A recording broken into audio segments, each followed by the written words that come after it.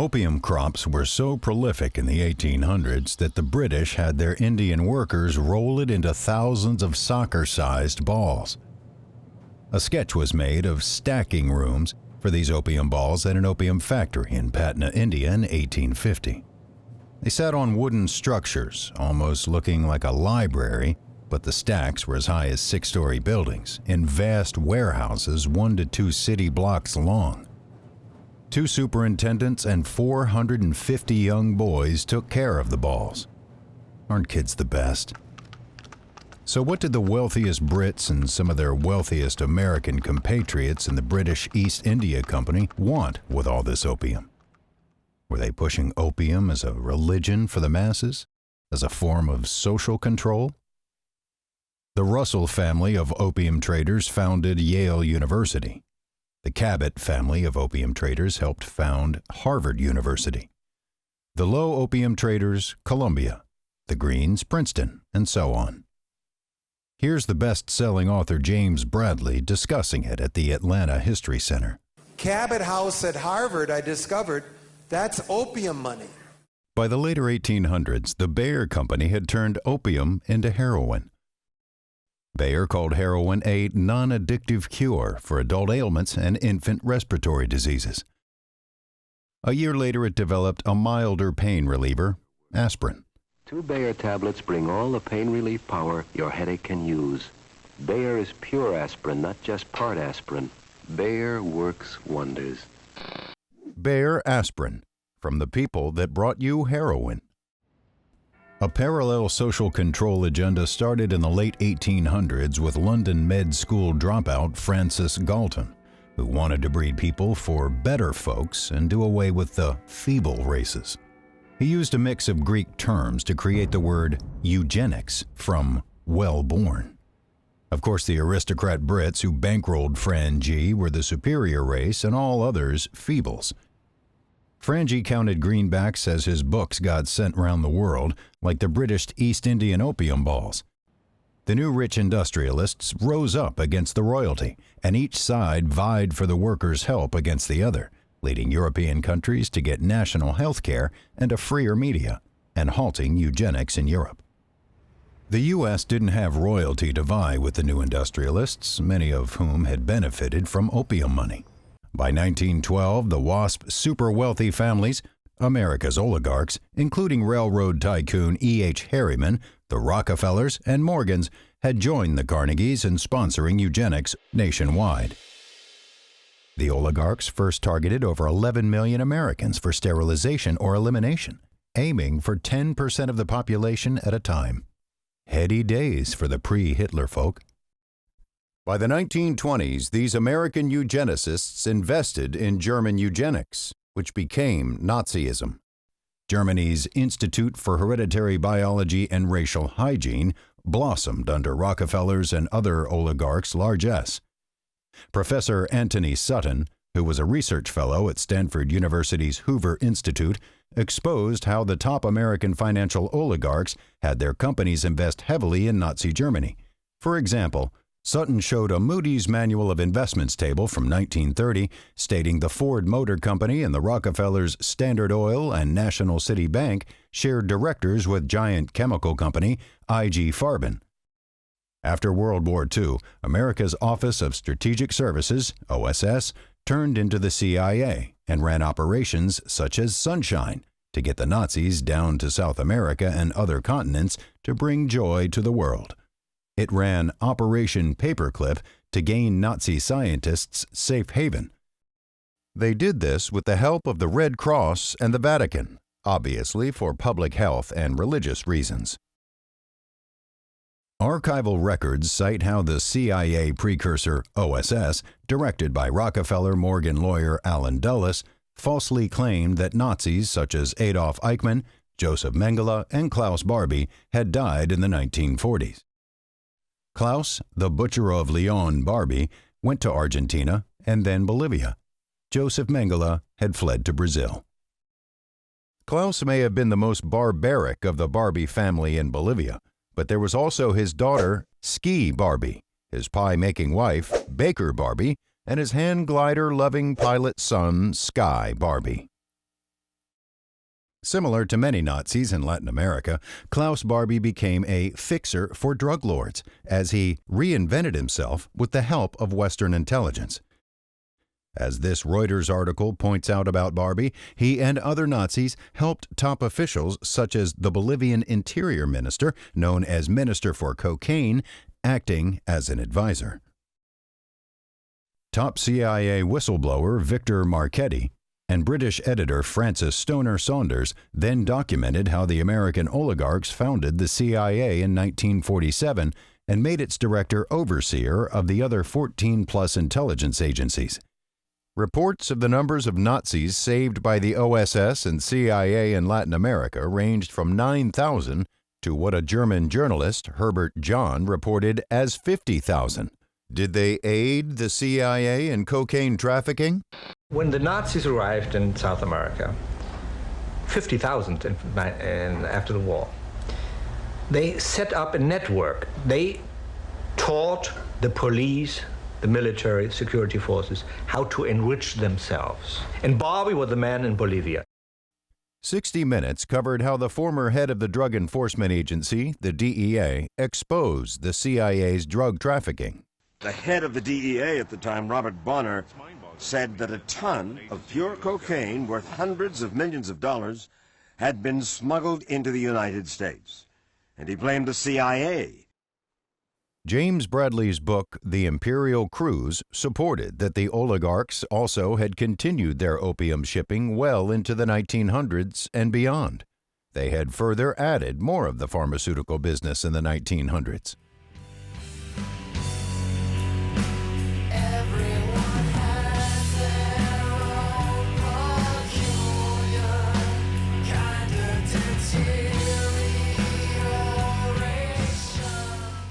Martin Lee and Bruce Schlane's book Acid Dreams, along with Professor Al McCoy's A Question of Torture and former Carter Presidential Administration official Hank Albarelli, detailed how Operation Paperclip brought Nazi scientists who had tested mescaline on Jewish prisoners into the U.S. to work for Project MK-Ultra and other science programs. This Anthropology Today article cited a declassified 1963 CIA report summarizing various MK-Ultra projects for control of human behavior, including radiation, electroshock, and chemical agents like LSD and DMT. The Anthropology Today article also reported that the extent of covert CIA funding of social science research during the 1950s and 1960s was extraordinary. This funding coincided with the Big Three: Ford, Rockefeller, and Carnegie. The CIA Project MK-Ultra, whose name was changed to MK Search in 1964, secretly funded about 45 top American universities, 50 hospitals, and 50 prisons through an MK-Ultra front group, the Human Ecology Fund, out of Cornell University Medical School. Many of the funding recipients can be seen here. Professors at Harvard, Columbia, Stanford, and Johns Hopkins were among these recipients. Some of this research paid volunteers to participate in psilocybin, psychedelic mushroom, and LSD experiments. The oligarchs hired Dr. Sidney Gottlieb as director of the CIA's Project MK-Ultra. England's The Daily Mail compared him with James Bond's supervisor, Q, which shows how movies glamorize barbaric spies. Dr. Gottlieb had a clubfoot, but got around globally. CIA documents cited in a documentary by ABC News confirmed that Gottlieb carried a stash of acid overseas on a number of occasions to dose foreign diplomats, statesmen, along with promising leftist artists and writers.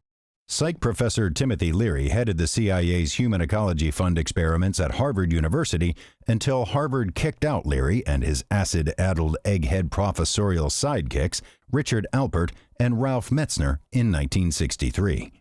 William and Margaret Mellon Hitchcock of Mellon Bank and Gulf oil-owning families quickly entered the scene.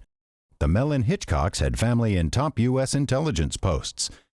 They funded a new acid promotion group for Leary, Metzner, and Alpert, the International Federation for Internal Freedom, IFIF, IFIF instantly had headquarters in Boston, New York, Los Angeles, and even one near Acapulco in Mexico. William Mellon Hitchcock had a 38-room mansion on his 2,300-acre estate an hour north of New York City, which Leary, Metzner, and Alpert rented out very cheaply for the next 5 years. MK Ultra agents Dr. Humphrey Osmond, Captain Al Hubbard, Max, Dr. Feelgood Jacobson, and NASA scientist Steve Groff joined them. Leary later admitted that from 1962 onwards, he knowingly worked for the CIA. Spicologist Leary's Millbrook mansion was psychedelic central for the whole East Coast. The team of spies lured many from New York City up to the constant Millbrook party and initiated them to acid. Left-wing writer and publisher Paul Krasner said that a pot-bellied Brit named Michael Hollingshead, reported as a propaganda agent, guided him on an acid trip that included uncontrollable laughing for an hour that he couldn't stop. He laughed so hard that he threw up. Good times. Ralph Metzner described people saying they were seeing things not there and walking into doors or furniture. Mind expansion at its best. Another Millbrook visitor named Arthur Kleps swore that Potbelly Hollingshead placed a few thousand micrograms of pure Sandoz acid in some brandy by his bed. Kleps ended up founding an organization he named the Neo-American Boohoo Church in 1966. Former Harvard egghead Rich Alpert kept his keen analytical judgment when on one acid trip he thought he might be able to fly. He jumped out a second-floor window and broke his leg.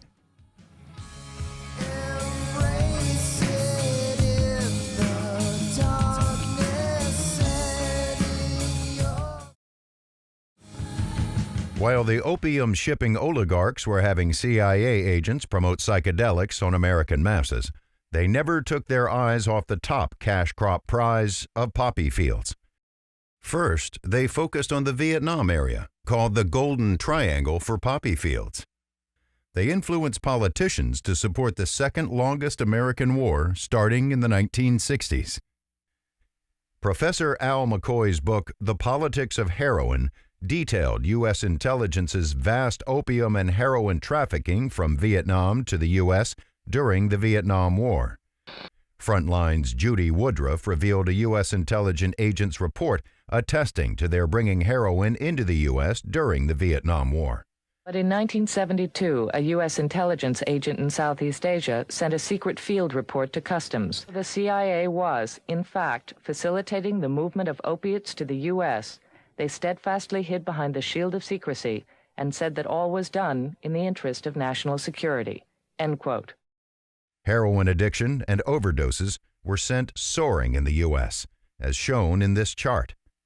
As this picture shows, heroin produced a huge boost in the American stock market, as dirty profits from heroin sales were laundered through profit margins of banks and other stock corporations.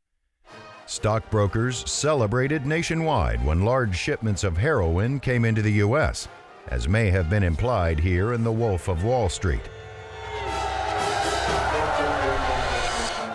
The four top political icons of the 1960s, JFK, RFK, MLK, and Malcolm X, were actively trying to end the Vietnam War.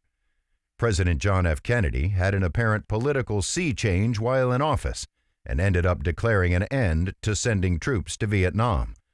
He also tried to close down the CIA's Operation MK Ultra, firing the CIA director and his assistant who helped run it. We would expect to withdraw 1,000 men from South Vietnam before the end of the year. If we were able to do that, that will be our scheduling. A policy was put into place to end the U.S. involvement in Vietnam, and a formal presidential decision was taken in October of 1963 that would, if implemented, have caused a full pullout of U.S. forces from Vietnam by the end of 1965. New Orleans District Attorney Jim Garrison announced on The Tonight Show with Johnny Carson his findings about the CIA's success at protecting the American oligarchs' opium trafficking interests. At Dealey Plaza, there were 10 men arrested, and this has been kept secret for more than 4 years. Here are the pictures of 5 of them being arrested, and they've never been shown before. Several of these men arrested have been connected by our office with a Central Intelligence Agency of the United States government. I am trying to tell you that there is no question as a result of our investigation that an element of the Central Intelligence Agency of our country killed John Kennedy, and that the present administration is concealing the facts. There is no question about it at all. Robert Kennedy Jr. talked with interviewer Russell Brand about his uncle's assassination. Here's Robert Kennedy Jr. telling of being called home from school at 9 years old because of his uncle's death in November of 1963. And I arrived at the same time John McComb arrived at my house, who was the director of the CIA at that time. And my father brought him for a walk in the yard and said the same thing to him. Was it the CIA who did this to Jack? So, my father's first instinct, which was a good instinct, it turns out, was that the CIA had killed his brother. In June of 1968, Senator Robert F. Kennedy won the decisive California presidential primary, marking the likelihood of his winning the Democratic nomination and then gaining the presidency. At the location of his Los Angeles celebration that election night, gunman Sirhan Sirhan fired multiple times at Senator Kennedy. A security guard just behind Kennedy also fired his gun. Decades later, a Harvard Medical School hypnosis expert analyzed Sirhan and said he had conducted the assassination while in a hypnotic state. We came to conclusion that the muzzle distance would be a 1 inch from the right ear. Now, how far was Sirhan from Senator Kennedy at the time? I would say approximately from 3 to 6 feet. Where was this guard who was firing his gun? He was standing directly to the side and back of Kennedy. A CIA hypnotist revealed his use of drugs to help create unknowing assassins. So the use of long-term hypnotic suggestion, probably drugs, whatever, and so on. Under these situations where you have all this going for you, yes, you can brainwash a person to do just about anything.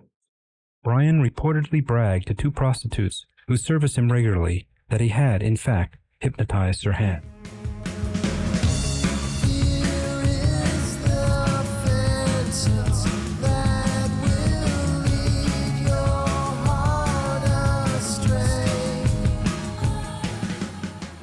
Back in the UK, the Beatles' founding singer got involuntarily dosed with LSD in their coffee by the dentist of fellow Beatle George Harrison.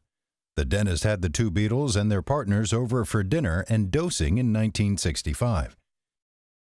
A.E. Hotchner, a former editor for Ernest Hemingway, wrote the book Blown Away. Hotchner wrote that at the start of 1965, MK Ultra assistant director Rob Lashbrook had come to London with loads of acid and CIA agents to get acid in as many musicians' hands as possible.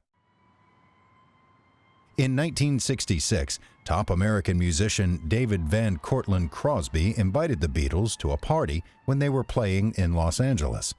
Crosby's family was so wealthy that they had New York City's 3rd largest park named after the family's former estate on 1,100 acres in the Bronx. At that party with the Beatles, Crosby and others convinced Lennon and Harrison to trip again, this time with their drummer Ringo Starr. In 1967, an undercover FBI and MI5 agent would convince Rolling Stones singer Mick Jagger to try his first hit of acid. Late author Dave McGowan wrote the book Weird Scenes Inside the Canyon, Laurel Canyon, Covert Ops, and the Dark Heart of the Hippie Dream. McGowan said David Van Cortlandt Crosby and many American musicians like him had little talent before the oligarchs made them instant stars in the Laurel Canyon area of Los Angeles in the 1960s. McGowan had found that Crosby's father was military intelligence officer Major Floyd Delafield Crosby, and that most of these Laurel Canyon rock stars also had military families. The oligarchs, including Barbara Sears Rockefeller's first cousin Vito Paulekas, appeared to pay for a bevy of teen girls and some guys to come to these musicians' first shows. Paulekas taught dance classes in Laurel Canyon. Palakas, his dancers, and these musicians lured other musicians and actors to their Laurel Canyon homes with regular sex and drug parties from 1966 onwards. Palakas instructed and even housed many of these groupies. They attended the parties and helped turn many on to acid, heroin, cocaine, and other drugs. McGowan's book and the book Drugs as Weapons Against Us present evidence that this whole scene was linked to the CIA's MK-Ultra program. U.S. intelligence already had hundreds of agents in Laurel Canyon, working in the Air Force's secret Lookout Mountain film studio there, making a reported 19,000 classified motion pictures. 250 producers, directors, technicians, and actors, both civilian and military, all had top security clearances or signed confidentiality agreements about their work. These included Hollywood's biggest names. While David Crosby may have held the most sex and drug parties in Laurel Canyon, Papa John Phillips also hosted regular sex and drug parties. Before starting the top-selling band, the Mamas and the Papas, Phillips had been in the Naval Academy with a dad who was a Marine Corps officer. He then played folk music in New York. When Papa John was 27, he left his first wife, aristocratic Susan Adams, a direct descendant of President John Adams. Attendees of Papa John Phillips' drug orgy parties included top Hollywood stars and musicians, along with Charles Manson and his followers. Papa John had also traveled north to act as the father of San Francisco's Summer of Love in 1967, when he invited millions to the area with the hit song he wrote for his friend Scott McKenzie about coming to the acid-saturated San Francisco. Be sure to wear flowers in your hair. Mackenzie Phillips said her Papa John introduced her to drugs when she was the age of 11 by injecting her with cocaine, like any good dad would. He was America's papa. When Mackenzie was getting married in 1979, John apparently didn't want to give away the bride. Instead, he gave her drugs and alcohol the night before the ceremony. Mackenzie said this is when she was first raped by her father in a hotel room when she was 18 while passed out after a drug binge. He should have written a song about it. Partying with Dad. Be sure to wear a chastity belt. Here's CNN's Larry King interviewing Mackenzie. All I remember is arriving in the room, getting high. I was in the act of having sex with my father. What did you think? What did I think? Yeah. I thought, how did this happen? How did I end up here? All the leaves are brown, and the sky is gray, and I'm screwing my daughter before her wedding day. Mackenzie said she then had a, quote, consensual incestuous relationship with her dad for 10 years, ending it only when she got pregnant, fearing the baby was his, and aborted it. Still, for a while there, it must have been very exciting for Papa John that his daughter might be having his child and grandchild at the same time. But let's get back to that idyllic 1960s music scene in Los Angeles. The third biggest Laurel Canyon drug orgy party host, Frank Zappa, had grown up next to the MK-Ultra collaborating Edgewood Arsenal complex where his father worked in U.S. chemical warfare research and human mind control experimentation. Pamela DeBar, who wrote the popular groupie memoir With the Band, told rock historian Barney Hoskins about attending these Laurel Canyon sex and drug parties. DeBar said Rockefeller cousin Vito Palakas and Zappa never got high. They were both ringmasters who always wanted to be in control. So were the teen girl orgies only for fun, drugging celebrities to promote drugs to the world, blackmail, or all of the above? U.S. intelligence appeared to also use it for creating drugged and traumatized victim assets for future operations, to be discussed more later. By 1970, Eric Burden and the Animals had moved into Frank Zappa's party house, called the Log Cabin. Dave McGowan said that the cabin had by then become a mandatory stop for all visiting British invasion bands. A possible CIA and British Tavistock Institute strategy appeared of introducing British bands to acid and other drugs. This is further supported by the fact that in the early to mid-1960s, several military officers manipulated writer Ken Kesey to form a group called the Merry Pranksters in the San Francisco Bay Area. The pranksters toured the U.S. and Canada, promoting acid, speed, and other drugs in their psychedelic bus. They also held dozens of acid festivals attended by CIA scientists and others in U.S. intelligence. People then influenced the Beatles to make the Magical Mystery Tour album and The Who to write their hit song Magic Bus, promoting acid.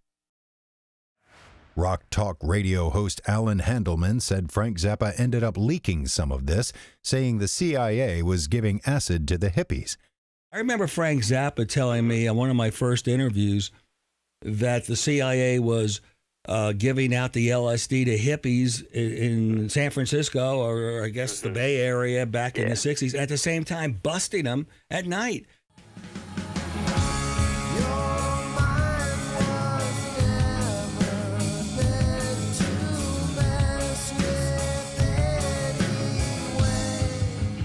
As noted, Charlie Manson and his family attended many of these Laurel Canyon parties starting in 1968. Dave McGowan particularly pointed out how the actions of Rockefeller cousin Vito Palakas matched that of Manson. Vito and Charlie's flock both adopted nicknames to aid in the depersonalization process, and both were introducing sexuality at a very young age in live sex shows for his followers.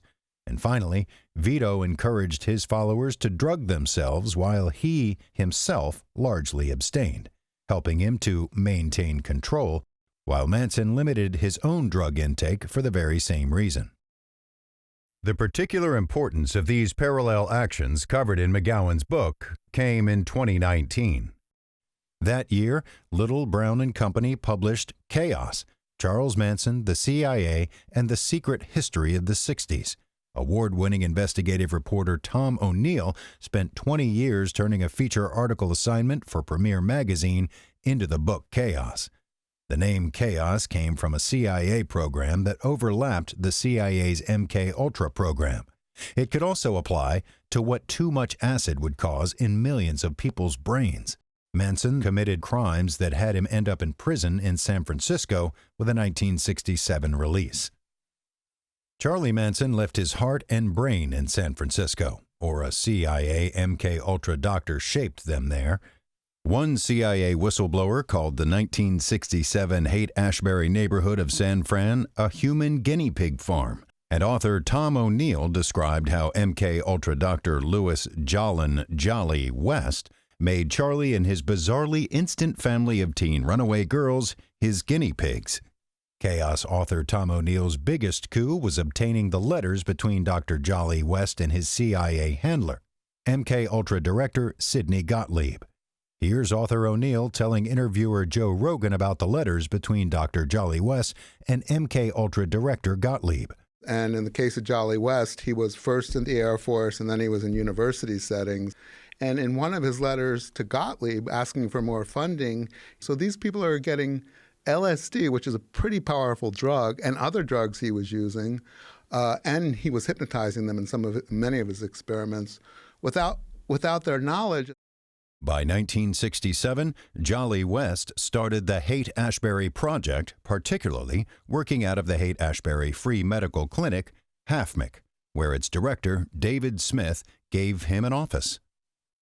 With his family of young teen girls in tow, Manson became a mainstay at the HAFMC, attending weekly and some weeks when he appeared at the clinic every day. After interviewing author Tom O'Neill, Joe Rogan interviewed former CIA agent Mike Baker about some of O'Neill's information on MK-Ultra and the Haight-Ashbury Free Medical Clinic. They also discuss Manson's early release from jail and use of CIA tactics. Yeah, working at the Haight-Ashbury Free Medical Clinic, that's where Manson would go. Along with some of his followers, and they were, part of a study, and they were, I'm sure, getting their LSD from there. Do you know that clinic closed down about 4 months after Tom's book came out? Been open for over 50 years. It's crazy. Yeah. What are the odds? Yeah, I know. And you also seem to employ the same techniques that apparently the CIA had employed when they had done experiments on prisoners.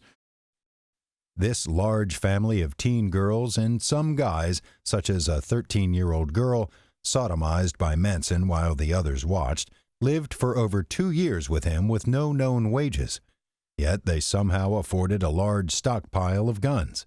Author O'Neill said they further followed the MKUltra practices as they sought out impressionable young men, invited them to an all-girl orgy, and offered them a plethora of narcotics, including marijuana quietly spiked with LSD. It was a technique they'd refined into an art form.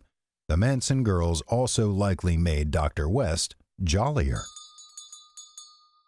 Judge Louis Wachneck confirmed that Manson must have been working for the government as an informant or an agent because someone wanted him out of jail doing what he was doing. By December of 1967, the Manson family had moved to Los Angeles, where they soon spent 6 months living at the foot of Rustic Canyon in Beach Boys drummer Dennis Wilson's house as Manson and the family set up shop in his home. Manson commanded the girls to service the men in every way. Through Wilson, Manson fraternized with some of the biggest names in music, copying MKUltra's agenda of introducing acid to musicians there and at Laurel Canyon parties. Manson transported his family of girls in his large bus to these parties, distributing acid and supplying young girls for the orgies. Chaos author Tom O'Neill also talked with forensic psychologist and law professor Alan Shefflin regarding Manson. O'Neill asked Shefflin, who had written a book on MKUltra, if Manson was an MKUltra experiment gone wrong. No, he said, an MKUltra experiment gone right. I wish they all could be Manson family girls. I wish they all could be Manson family girls. In 1968, Manson also converted a one-time Christian minister. Dean Morehouse went from working as a Christian minister to being a Manson family acid dealer. A seamless transition. By August of 1968, the Beach Boys' Dennis Wilson decided to force the Manson family out of his home after 6 months of constant parties. The Manson family then moved to the Spahn Ranch that had been the site of a large movie set for cowboy westerns. By February of 1969, famed movie director Roman Polanski and his actress wife Sharon Tate were renting a home on Cielo Drive in the Hollywood Hills. Also by early 1969 in L.A., Sharon Tate turned to activist organizing. Tom O'Neill said the Tate House by then had become a high-profile gathering place for liberal Hollywood, among others for actors Jane Fonda, Cass Elliot, and Warren Beatty, all three of whom were under FBI surveillance. This group also included coffee heiress Abigail Folger, actors Gene Seberg and Donald Sutherland. O'Neill added, many in the Polanski-Tate crowd belonged to the White Panther Party, explicit allies of the Black Panthers. They also belonged to the Peace and Freedom Party of California. This FBI memorandum dated 11/29/68 revealed that the FBI's counterintelligence program in the Los Angeles office said an anonymous letter is being prepared for bureau approval to be sent to a leader of the Peace and Freedom Party, PFP, in which it is set forth that the BPP has made statements in closed meetings that when the armed rebellion comes, the whites in the PFP will be lined up against the wall with the rest of the whites. Here's interviewer Joe Rogan discussing Tom O'Neill's book Chaos, reviewing at least one CIA asset in the Manson family, Reeve Whitson, who surely helped guide Manson and the family in their actions as they attempted to terrify leftist Hollywood away from this activism. In and around the Spahn Ranch and in and around the family, and this one guy, Reeve Whitson, who was a spook and unfortunately was dead by the time I started reporting. For people who don't know, spook is CIA. Yeah. O'Neill stated that the FBI wanted to scare white leftists away from supporting the Panthers, and falsely portraying that even leftists were in the Panthers' crosshairs. In less than 9 months, in early August 1969, Manson family members Tex Watson and a bunch of girls killed Sharon Tate, Abigail Folger, and several others who were in the house. They stabbed Tate many times in her 8-month pregnant stomach. O'Neill particularly noted the importance of this matching the FBI's fake information in its letter about the white PFP activists. He said Manson's followers lined up 4 denizens of liberal Hollywood in Roman Polanski's home and cut them to pieces, leaving slogans in Tate's blood to implicate the Black Panthers, such as pig. That was the same thing Chaos and COINTELPRO were trying to do. They were trying to damage the youth revolution. Another set of murders, public pressure, and various individuals in law enforcement finally had the Manson family arrested, charged, and convicted in court by 1971. During the trial, Manson put a swastika tattoo on his forehead. He just couldn't help himself. All the press coverage should have ended the Manson family project of freaks, but U.S. intelligence apparently wasn't quite done with them. By 1975, Richard Nixon had resigned after the Watergate scandal, and his vice president, Gerald Ford, had assumed the presidency. Oligarch Nelson Rocky Rockefeller wormed his way into the White House without all the onerous campaigning, getting himself picked as vice president, with his wife, Happy, in tow. Only one step away from the presidency, Rocky was salivating.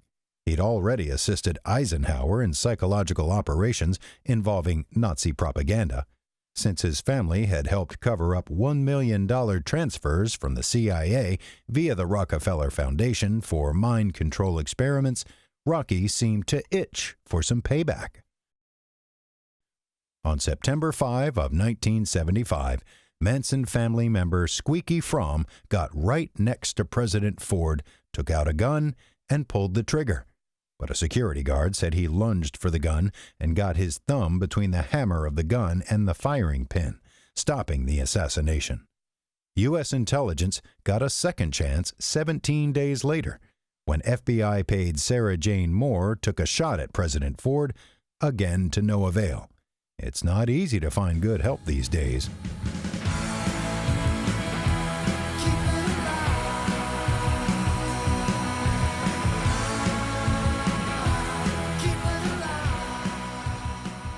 Back in the 1960s, while the Manson family was growing, a top anti-war group, the Students for a Democratic Society, or SDS, gained thousands more members each month throughout the decade. SDS did increasingly good educating and mobilizing around civil rights and anti-war work, growing from several dozen at the start to about 100,000 members in 1969.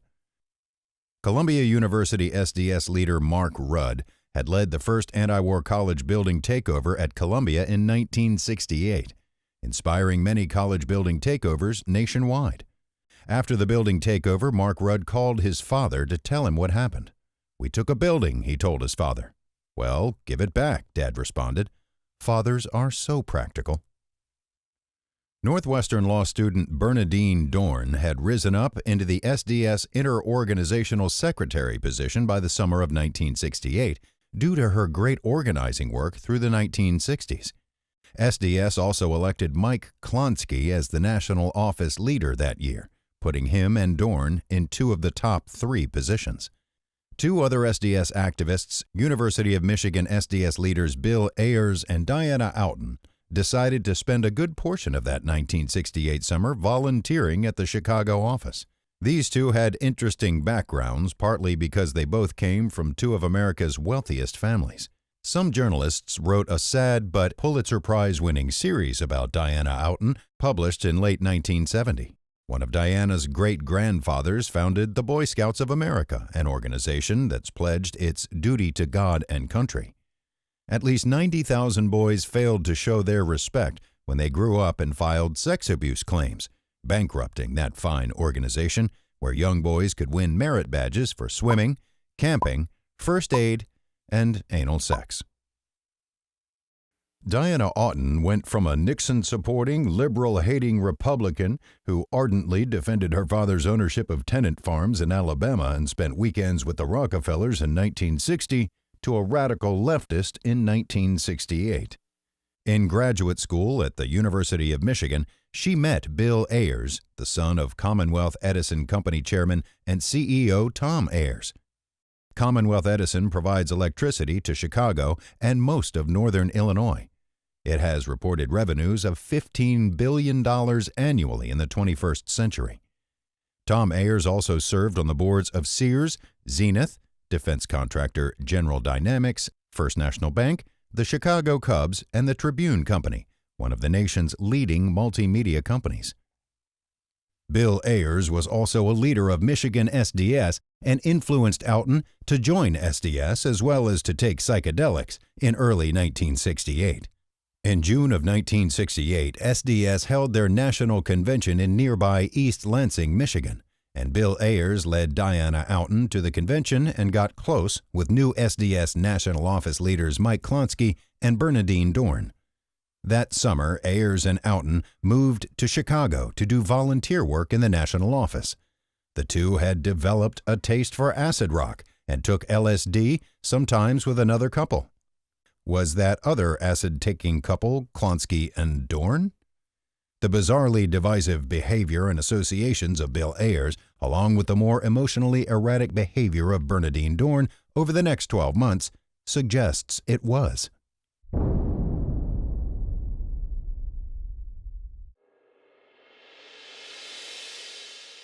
The Pulitzer Prize-winning article on Oughton and Ayers stated that the behind-the-scenes leader of the Jesse James gang was a mysterious 31-year-old man named Jim Mellon who appeared out of nowhere. No one knew where he had gone to school or why he came to the University of Michigan, and he was the major intellectual force behind the gang. A rumor began circulating among his critics that Mellon was an agent provocateur sent by the FBI or Central Intelligence Agency to destroy SDS and the radical movement in Michigan. Mellon and Ayers' Jesse James gang held peaceful methods of reform in contempt, despite never having tried peaceful anti-racist or anti-war activism that other SDS action-oriented factions had conducted before changing strategies. They urged violent confrontations, disrupted SDS meetings, and made vicious personal attacks on their opponents, leading to brawls. They let it be known that their opponents were running the risk of physical beatings.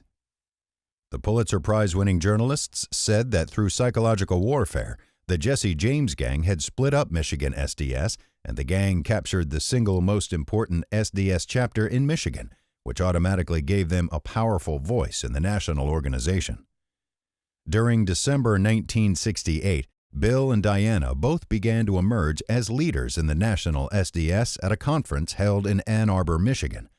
At that event, they had Jim Mellon and their 40 members of the Jesse James gang with them to help eventually duplicate their Michigan SDS achievement on the national organization. Activists Abby Hoffman and Jerry Rubin's SDS-aligned Yippies group was also infiltrated and manipulated by undercover agents who pushed acid on them.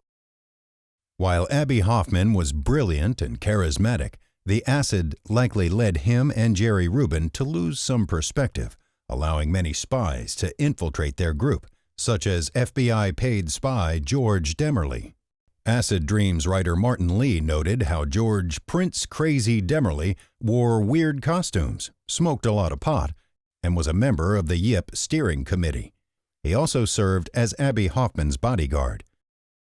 Radical anti-war activist Jane Alpert knew George Demerly well, as he had enticed her into a bombing plot and arrest in the late 1960s.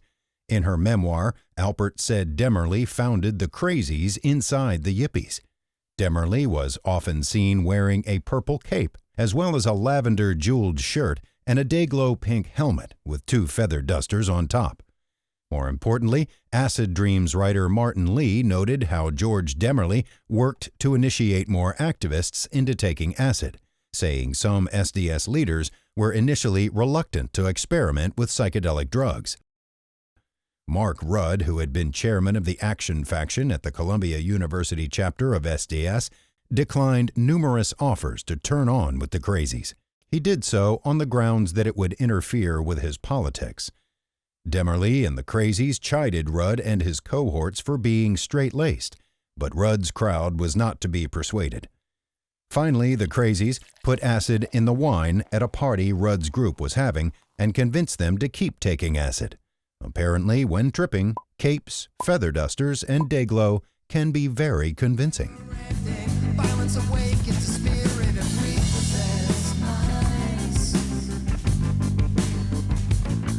By the early summer of 1969, suspected CIA agent Jim Mellon and his close Michigan SDS associate Bill Ayers suggested a new national group be formed within the SDS organization.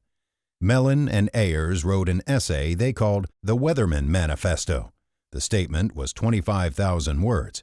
CIA think tank writers sure can be long-winded. Mellon and Ayers then got a committee of 9 others to sign off on it, including Karen Ashley, Jeff Jones, Mark Rudd, Steve Tapas, Bernadine Dorn, and John Jacobs, Jingleheimer-Schmidt. A national SDS convention was held in June of 1969 in Chicago. According to top SDS historian Kirkpatrick Sale, there was an estimated 80 to 100,000 members in the group in that last 12 months, and 350 to 400 chapters nationwide. It appeared that when the Jim Mellon and Bill Ayers dominated Michigan chapter gained more influence nationally in that 12 months, along with the infiltrated progressive labor affiliated faction of SDS, membership started to decrease for the first time in 1969. The June National Convention started with much press coverage and fanfare. Here's some media interviewing 2 of the 3 top SDS leaders, Mike Klonsky and Bernadine Dorn. Since we've been finding out about the organization of SDS, we've always been quite willing to talk about it. We'll talk about socialism anywhere, in the streets or in the Senate, anywhere, you know. Here, Dorn appears to still have a sense of humor, making fun of a reporter's question by checking for communists in her co-leader Mike Klonsky's jacket. Is there a communist faction making a big power play for SDS at this time? Is there any communists back here? I guess Reports had Bernadine Dorn taking acid recreationally by at least 1969, but more likely with Bill Ayers and Diana Oughton in the summer of 1968. Dorn and others in her Weatherman faction who were dropping acid appeared increasingly less emotionally stable throughout the year. An overview of 46 existing LSD studies done in 1968 revealed that during LSD trips, people are vulnerable, hypersuggestible, and emotionally labile. A surprisingly large percentage of LSD users also experience chronic anxiety, acute panic states, and antisocial behavior for weeks, months after their LSD use. Did Bill Ayers introduce acid in 1968 for these reasons? Did he and Jim Mellon, as the writers of their Weatherman Group manifesto, along with their associates, continue to influence Dorn? The events of this SDS convention suggest so. Evidence later came out that U.S. intelligence had many infiltrators among the hundreds of students from a different faction, progressive labor, who were at the convention. In May of 1969, the New York Times, revealing more than they would in the new millennium, said that the FBI has undercover agents and informers inside almost every SDS chapter. At the 1969 SDS National Convention that was closed off to mainstream media, arguments erupted between the 2 factions over the first 2 days. The Weatherman-aligned faction had a Black Panther read a purported letter from Panther National Chairman Bobby Seale denouncing progressive labor unless they followed a true Marxist-Leninist ideology, or SDS will be judged by the company they keep. Progressive labor attendees started chanting, "Smash red baiting, smash red baiting." The Weatherman chanted, "Power to the people, power to the people." It was a chant war. Bernadine Dorn stood as the guarded queen of the Weathermen and an affiliated faction, and Fred Gordon as the king of progressive labor. Despite her less acid-damaged partner Mike Klonsky trying to stop her, Queen Dorn vehemently led her faction to march out of the huge gymnasium in which the convention was held. A little impulsiveness went a long way as it split SDS up into 2 organizations. As author Aaron Leonard wrote in Truth Out magazine, in August of 1969, at least one FBI document reported U.S. intelligence's success in that SDS, as the mainstay of the New Left movement, is now seriously divided. and to this extent weakened. It further added that the Weatherman National Office faction is gradually being forced into a position of militant extremism, which hopefully will isolate it from other elements of the libertarian community and eventuate its complete discrediting in the eyes of the American public. John Jacob Jingleheimer Schmidt, his name is our name too. When SDS was taken out, the people will always shout, there goes John Jacob Jingleheimer Schmidt, la la la la la la la, John. The new acid-addled Weathermen did have their fun. A number of the guys and women seemed to like the orgies they started having that year. But even sympathetic historians such as Kirkpatrick Sale detailed how the judgment of weather leaders increasingly decreased in the second half of 1969.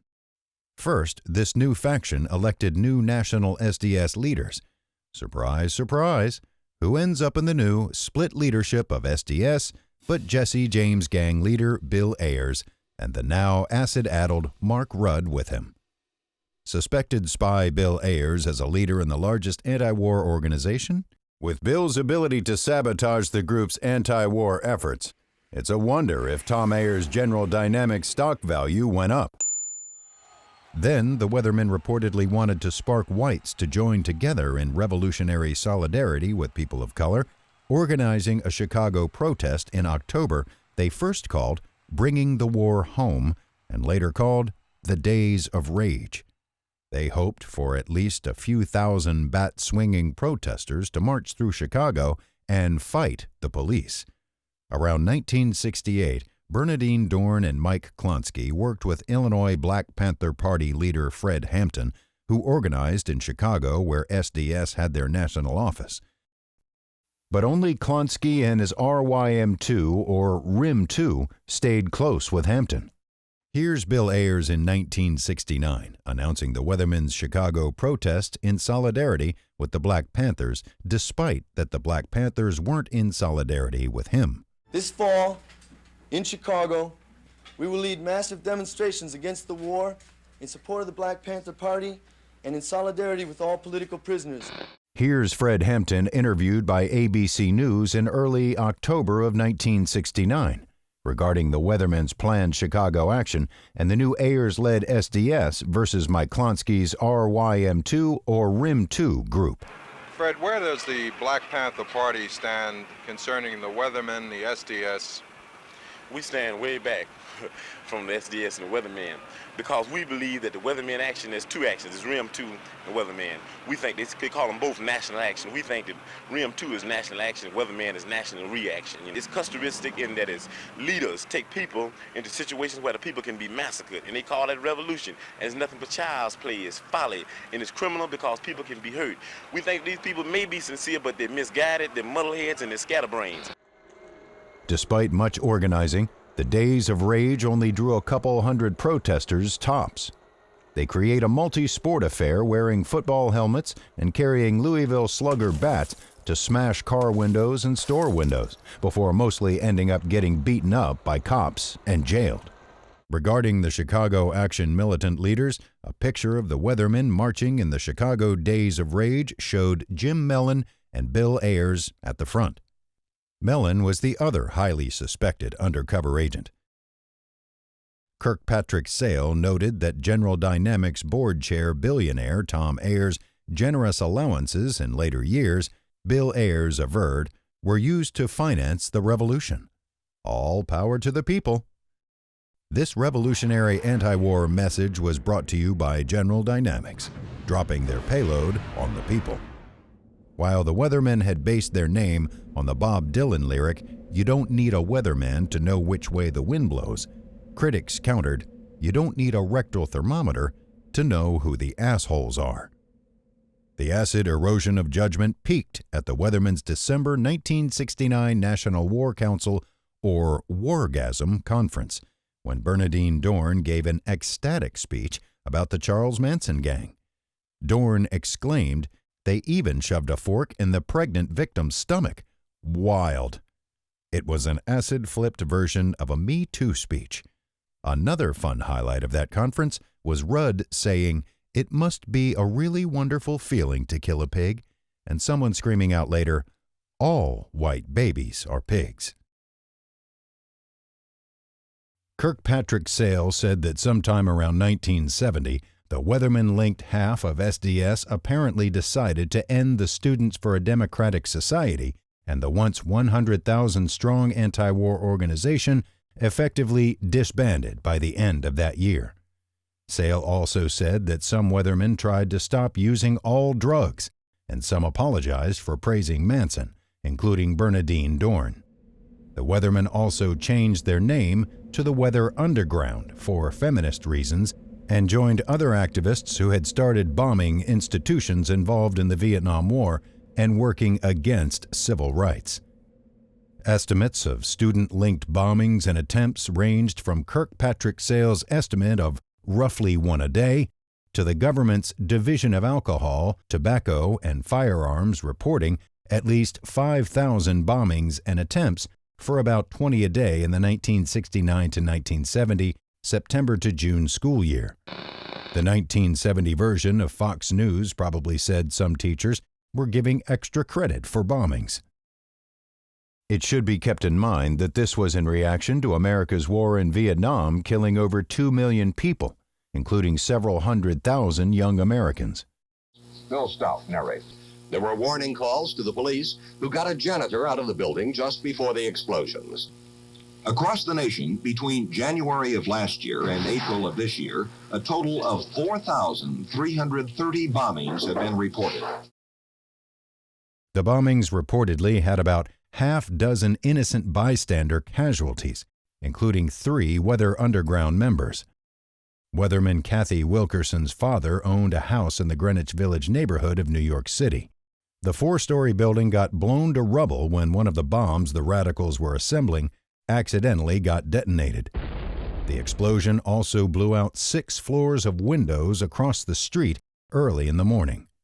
Actor Dustin Hoffman's wife and Henry Fonda's ex-wife, who lived nearby, helped naked Kathy Wilkerson and Kathy Boudin get out of the rubble and into clothes. Dustin Hoffman can be seen here saving figures in a painting. Wilkerson, Boudin, and 3 others escaped, while Weather Underground members Ted Gold, Terry Robbins, and Diana Oughton were blown up beyond initial recognition. Between 1968 and 1971, students took over many college buildings with protests at 883 campuses and authorities suspending classes on 97 campuses in protest of the Vietnam War. The Revolutionary Youth Movement, or RIM, joined with other groups in civil disobedience that closed down Washington, D.C., and led to the largest mass arrest in American history at 7,000 in 1971. 500,000 protested in Washington, while another 25,000 blocked bridges and roads throughout D.C. Between that and the bombings, activists helped end the war by 1975.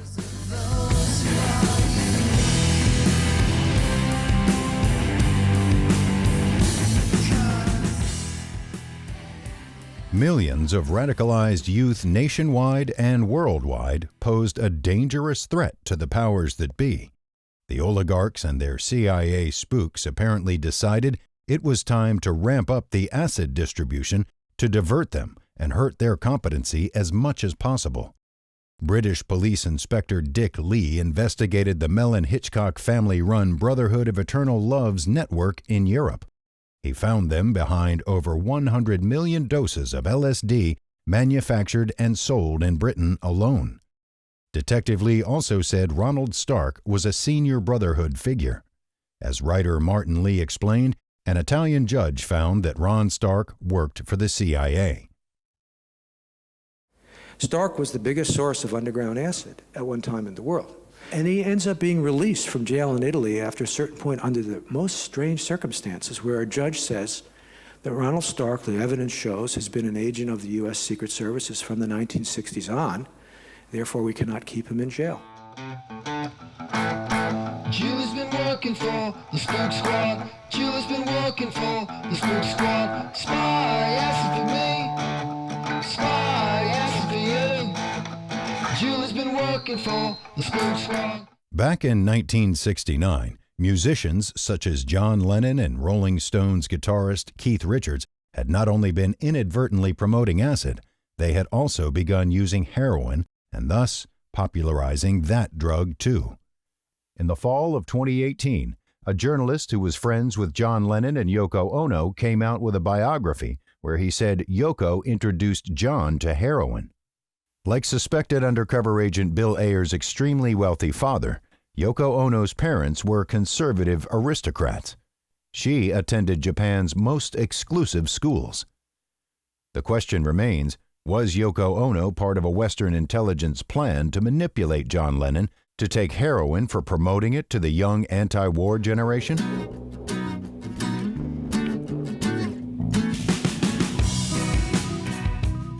Rolling Stone publisher Jan Wenner interviewed John Lennon about LSD trips hurting him, leading to his stopping the use of it by 1967. Did you ever take any bad trips? Oh yeah, I had many. Jesus Christ. I stopped taking it because of that, I mean, I just couldn't stand it. And I destroyed myself, And I was slowly putting myself together after Maharishi and that, bit by bit over a 2-year period. And I didn't believe I could do anything, Lennon said that his former publicist from 1964, Derek Taylor, had come back to be his publicist again from 1968 to 1970. Taylor convinced Lennon to trip again. And Derek tripped me out at his house after he got back from LA. He said, it's all, it's all, and he sort of said, you're all right. So what else is known about Derek Taylor? This New York Times obituary said that besides being the Beatles' press spokesman for several years, Taylor was also the publicist for David Van Cortlandt Crosby's band, The Byrds, who got Lennon tripping his second time in August of 1965. Furthermore, Taylor was the publicist for the Beach Boys, including Dennis Wilson, who housed the Manson CIA front family for 6 months. And finally, Taylor further worked as the publicist for the Mamas and the Papas, with Papa John Phillips, the former naval officer turned daughter-raping Laurel Canyon sex party drug pusher for the Stars. In line with the drug-pushing musicians he represented, Derek Taylor promoted acid in Los Angeles and nationally through a top LA music newspaper, the KRLA Beat, from 1965 to 1968. Under Taylor, that nationally influential newspaper and its readers shifted toward the psychedelic. And finally, Lennon had his dutiful partner Yoko Ono come in and confirm that he should be tripping again. And then next week, I went down with Yoko and we tripped out again, and she filled me completely to realize that I was me and it's all right, So Yoko Ono helped Derek Taylor influence Lennon to take acid again after his 2-year hiatus out of fear of losing his mind. Having Lennon trip again also likely helped Yoko when she introduced him to heroin. This all fits the pattern of known undercover agents such as Ron Stark and Timothy Leary, as well as suspected undercover agents such as Weatherman Bill Ayers and Jim Mellon.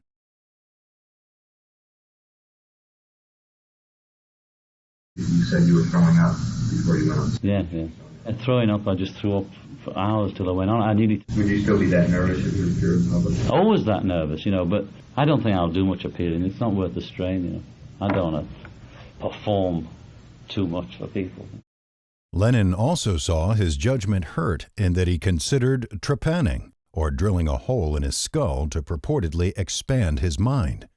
Lennon likely got the idea from Amanda Fielding, the Countess of Weymouth and March. In 1965, someone spiked the 22-year-old Fielding's coffee with a massive dose of LSD, which nearly broke her. By 27 in 1970, Countess Fielding had fried her brain so thoroughly that she filmed herself drilling a hole in her skull, a procedure called trepanning or trepanation.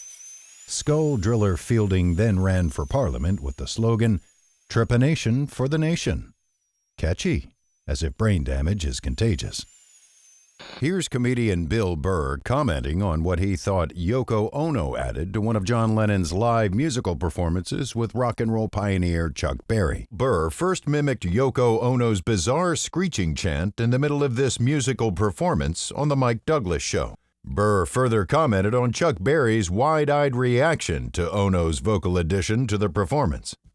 So John Lennon, Chuck Berry, two of the greats of all time, harmonizing, singing this hit from the 1950s. That's what this moment's about. And Yoko, in the middle of it, can't handle that she's not getting any shine. She takes the fucking microphone out of the stand, starts playing the bongo, and as they're singing, you know, go, go, Johnny, go, whatever, she picks up the mic and I swear to God goes, yeah, some fucking crazy shit. And you see Chuck Berry's eyes fucking open as wide as they are, and it's that fucking look. Spies told Yoko to marry that man so they could push drugs through the leader of the band. They knew John and drugs would be in lights, saying Johnny be bad tonight. Go, go, Johnny, go, go. Johnny be bad. After losing control over the golden triangle of heroin with the end of the Vietnam War, the CIA found a new opium haven, the golden crescent of heroin around Iran, Pakistan, and Afghanistan. The CIA funded the anti-Soviet Mujahideen Muslim Brotherhood there, and they started trafficking out heroin from 1979 onwards. Muslim Brotherhood apparently means fake Muslim mercenaries in spook speak. Reporters Elizabeth Gould and Paul Fitzgerald were experts on Afghanistan for PBS and CBS News. Paul Jay of the Real News Network talked with these reporters about American policies to manipulate the Soviet Union, as well as U.S. intelligence's work with Pakistan intelligence on cross-border trafficking into Afghanistan. The U.S. policy is to induce the Soviets into Afghanistan, or at least facilitate it. They certainly succeed. The whole Pakistan society starts to be transformed by these billions of dollars going, arms going this way and drugs coming this way back into Pakistan. Eventually the Russians leave. Tell us what happens next. In fact, Gulbuddin Hekmatyar and Amit Shah Massoud were two of the main people who caused the major destruction in Kabul. But this was all part of the buildup that eventually was presented by 1994 to 96 as an Afghan movement, but really was very much part of the ideological political process that the Pakistani ISI military had together with the Saudis, I think should be added. Oh, absolutely. Together with the Saudis, but also the United States was very much behind it. With the supply of heroin steadily increasing from the Afghanistan area throughout the 1980s and into the early 1990s, the CIA needed to figure out how to increase the demand. They appeared to psychologically profile many musicians and saw one rising star who fit the bill: Kurt Cobain. Cobain, who ended up being dubbed the John Lennon of his generation, had a chronic, painful stomach problem. He had already tried many medicines that didn't work for him before trying heroin, though just a few times before he met Courtney Love, according to Cobain's old friend, Alice Wheeler. Wheeler went on to say, Courtney Love definitely used heroin as a lure to control him. She's very sophisticated that way. It was in her best interest for Kurt to form a habit. It was also in the CIA's best interest to get Kurt Cobain to inadvertently promote heroin, as the CIA appeared to do in manipulating John Lennon to take acid and then heroin with Yoko Ono's help. This brings up the question, was Courtney Love the Yoko Ono of her generation? What was Courtney Love's history that suggests her direct or indirect CIA work? Courtney Love's mother, Linda Carroll, reported being an abused adopted daughter of extremely wealthy parents. Courtney Love's biological dad, Hank Harrison, said that Carroll and her parents used their wealth to wrest sole control over their daughter. Harrison and biographers confirmed that Love ended up in a juvenile detention facility for some years up to the age of 13. After Harrison got her out, he found that she had developed a drug addiction. Award-winning journalist Melissa Rossi documented how Harrison also said Courtney Love was prostituting herself as a teenager. For example, when Courtney stayed with Harrison in Dublin when she was 17 years old, proud dad Hank said she spent much of her time in Dublin hooking on the street. Rossi also reprinted the contents of a letter from Courtney to a boyfriend when she was about 20 years old, where Courtney said she prostituted herself, apparently to earn money to get back to the boyfriend while working in a strip club in Taiwan. How romantic. Maybe that's a prostitute's version of a Dear John letter. This was Courtney's second time working as a stripper in an Asian country, as Rossi noted how Courtney had previously worked at strip clubs for the Japanese mafia at about 15 years old. Several biographies have mentioned this. Rossi said that Courtney told friends she had been part of the white slave trade while stripping in Japan. Harrison said Courtney then visited him while he was doing research in Dublin, Ireland, when she had just turned 17. There, she also met a new friend of Harrison's, Stephen O'Leary. In a PDF version of Hank Harrison's book, Love Kills, which he offered for free before his book came out in a paperback format, Harrison said that O'Leary later admitted to being a CIA agent in a letter he wrote to Harrison on his deathbed. In the letter, O'Leary stated that, "I wasn't a spy per se, but I had to report to the American Embassy in Dublin by mail or telephone once each week." Harrison had said O'Leary died in the location and date verified in this obituary. Harrison further said that Steve O'Leary and his brother Kevin took Courtney to Liverpool, England. Courtney Love biographer Melissa Rossi noted that Love carried 1,000 hits of acid to Liverpool. Love distributed the acid at various music scenes. This duplicated MK Ultra operations of the 1960s. Love repeated these behaviors in Portland, Oregon, Los Angeles, and other music scenes. Okay, and he was openly told you that he worked for the CIA. Later, he didn't at that time, no, but it was obvious. But at the time, he did not verbally tell me that because he was under oath not to tell me, of course. But later on, after he retired, he told me, he wrote me a letter, and I have the letter. Kevin Leary. Yes. When you mentioned Kevin Leary, you said, he was high up in the CIA. What was his duties in the CIA?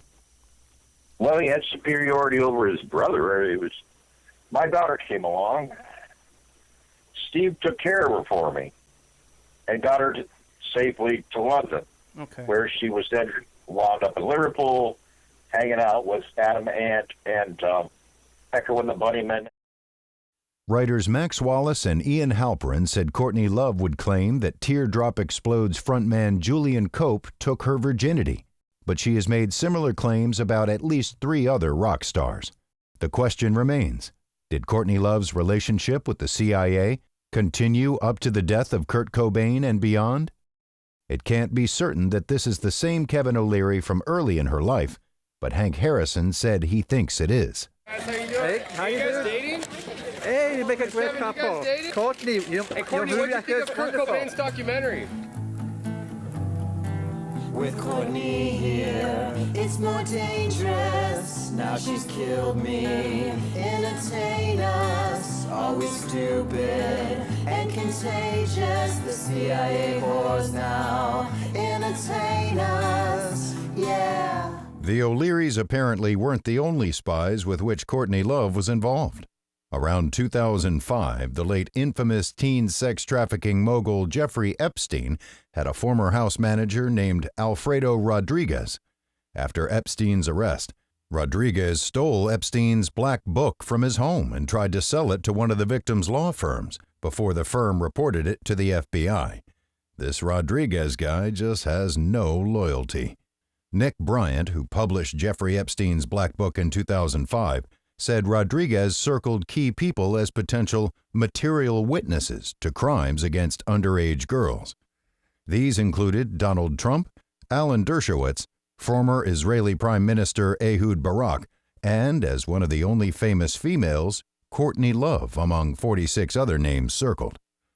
These were 50 circled names out of hundreds of names of the world's most powerful and influential people that Epstein had contact information on in his black book. In August of 2019, Vicky Ward, a veteran reporter for CNN and Vanity Fair, printed important disclosures from President Trump's labor secretary, Alexander Acosta. The Trump administration vetted Acosta for his position when he worked as a U.S. attorney. Acosta was asked about his handling of the Epstein case in Miami in 2007. Acosta had infamously cut Epstein a non-prosecution plea deal that put a hard stop to a separate federal investigation for alleged sex crimes with minors and trafficking. Alexander Acosta said he made the deal because he had been told to back off, that Epstein was above his pay grade.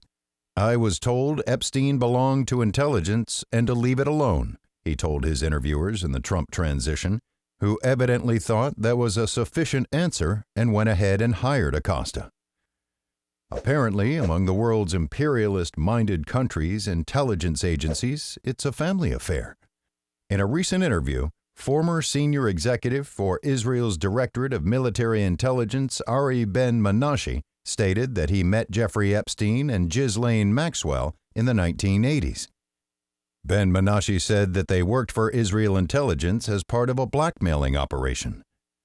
It was good of Jeffrey Epstein to document his connections so well. It's too bad that most of the powerful people able to do something with that information were part of those connections.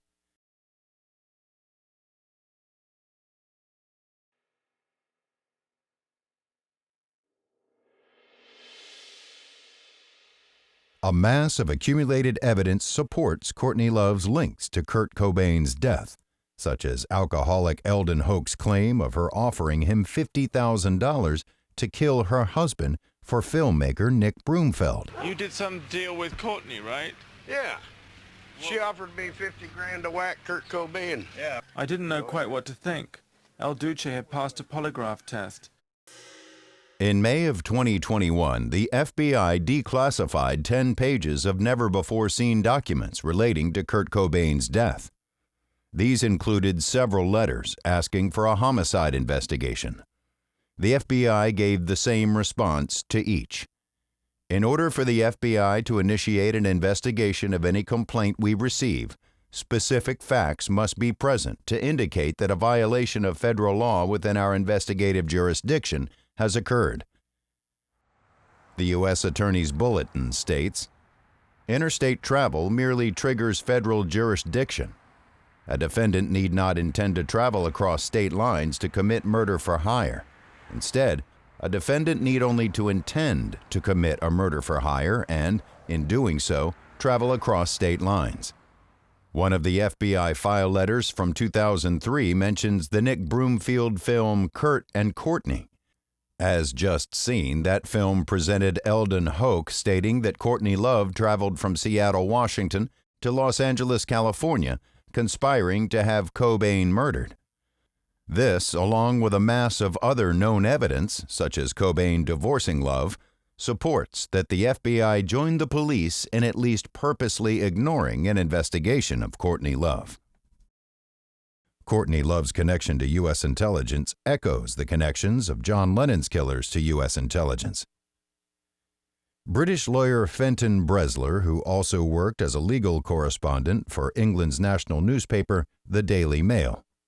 Bresler may have just wanted to get away from trial law due to the government making their barristers wear these crazy wigs. In 1989, Fenton Bresler published his 7-year investigation of Lennon's murder, titled Who Killed John Lennon? Bresler concluded that the CIA used MK-Ultra techniques involving psycho-hypnotic drugs and hypnosis to have Chapman murder Lennon. Veteran British music writer Phil Strongman came to the same conclusions as Bresler. Strongman only added information on Lennon's Dakota apartment building's doorman, whose full name was Jose Joaquin Señenes Perdomo.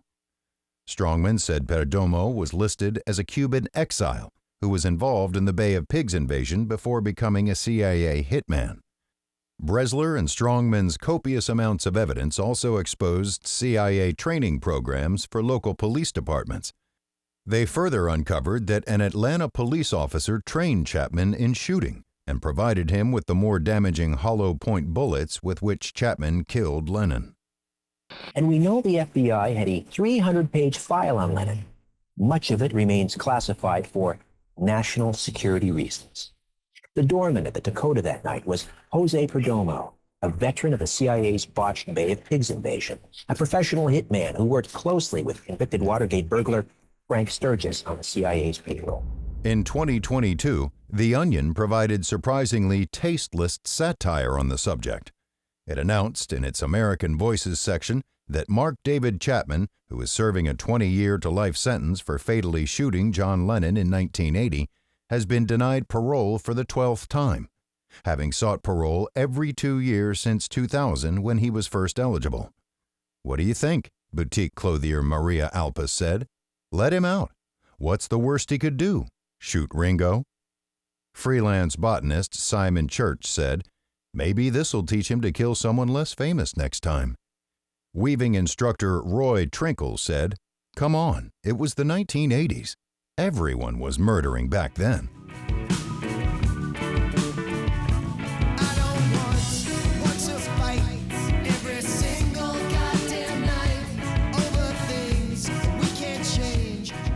The other top music icon of the 1990s, rap and film star Tupac Shakur, had worked with his extended Black Panther family to decrease drug dealing nationwide.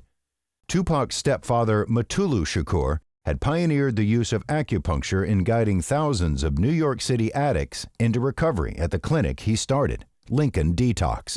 Tupac's mother, Afeni Shakur, seen here speaking at a rally, led the Harlem Black Panthers at one time.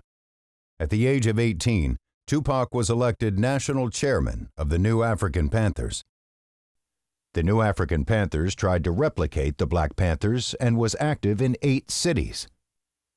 After Tupac broke into music and film, he became instrumental in his work with his Black Panther extended family in influencing the National Bloods and Crips gangs to call peace truces, turn on to activism, and stop dealing drugs.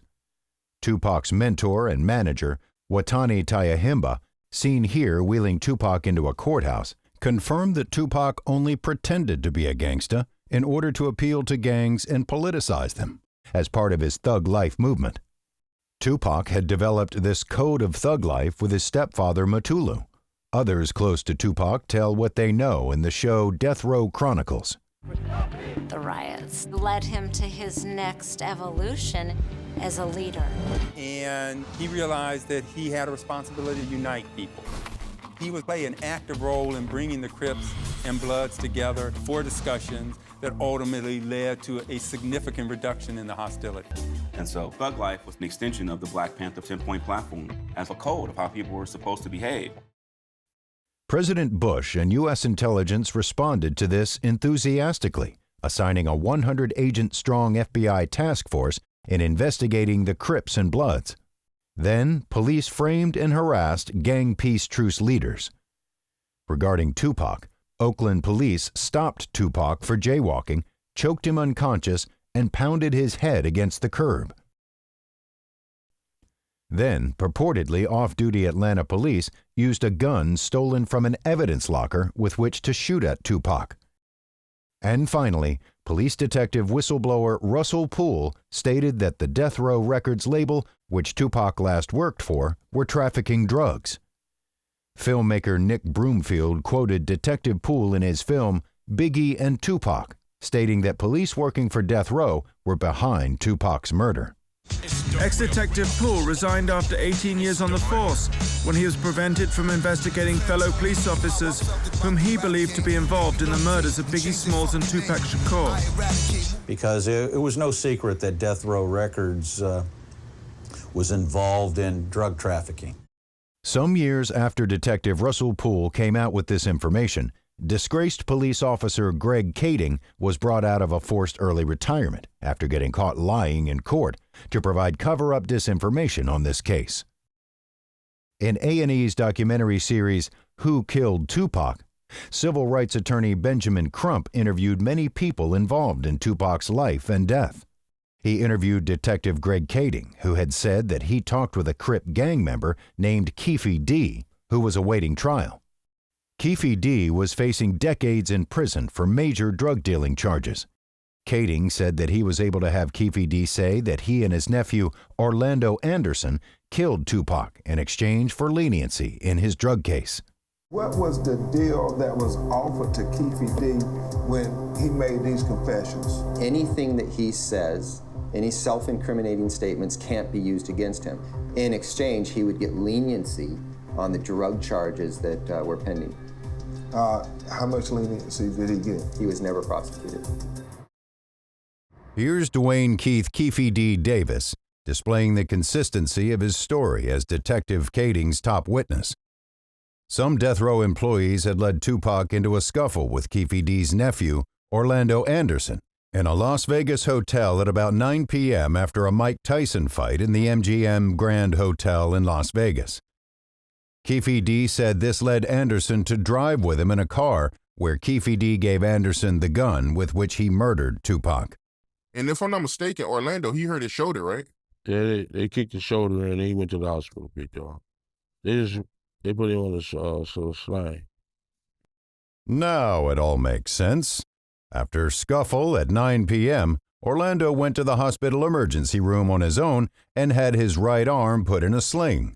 He then came out of the hospital and spontaneously found exactly where Tupac was and carried out his murder by 11 p.m. Here's Chris Rock's explanation of why he thinks the government hates rap. No, Tupac was gunned down on the Las Vegas Strip after a Mike Tyson fight. Now, how many witnesses do you need to see some shit before you arrest somebody? Shit. More people saw Tupac get shot than the last episode of Seinfeld. Filmmaker Nick Broomfield made an updated version of his Biggie and Tupac film 20 years later, titled Last Man Standing. In that film, Greg Kading said that David Mack and Rafael Perez, notorious for trafficking drugs and killing gang members as part of the infamous Los Angeles Ramparts scandal, never worked for Death Row Records. David Mack, the LAPD officer, never ever worked or was affiliated and associated with Death Row Records at all. Neither was Rafael Perez. Hi. Good morning. Very good of you to see us. What makes Kading's comments about Mack and Perez look especially weak is that even Police Chief Bernard Parks himself said they worked for Death Row. We know that David Mack and Rafael Perez both work security in this rap culture as it relates to some of these artists. But we have had Death Row Records. Greg Kading and the powerful people behind him must have regretted not getting to offer Chief Parks anything big before this interview for Parks to give a different response here.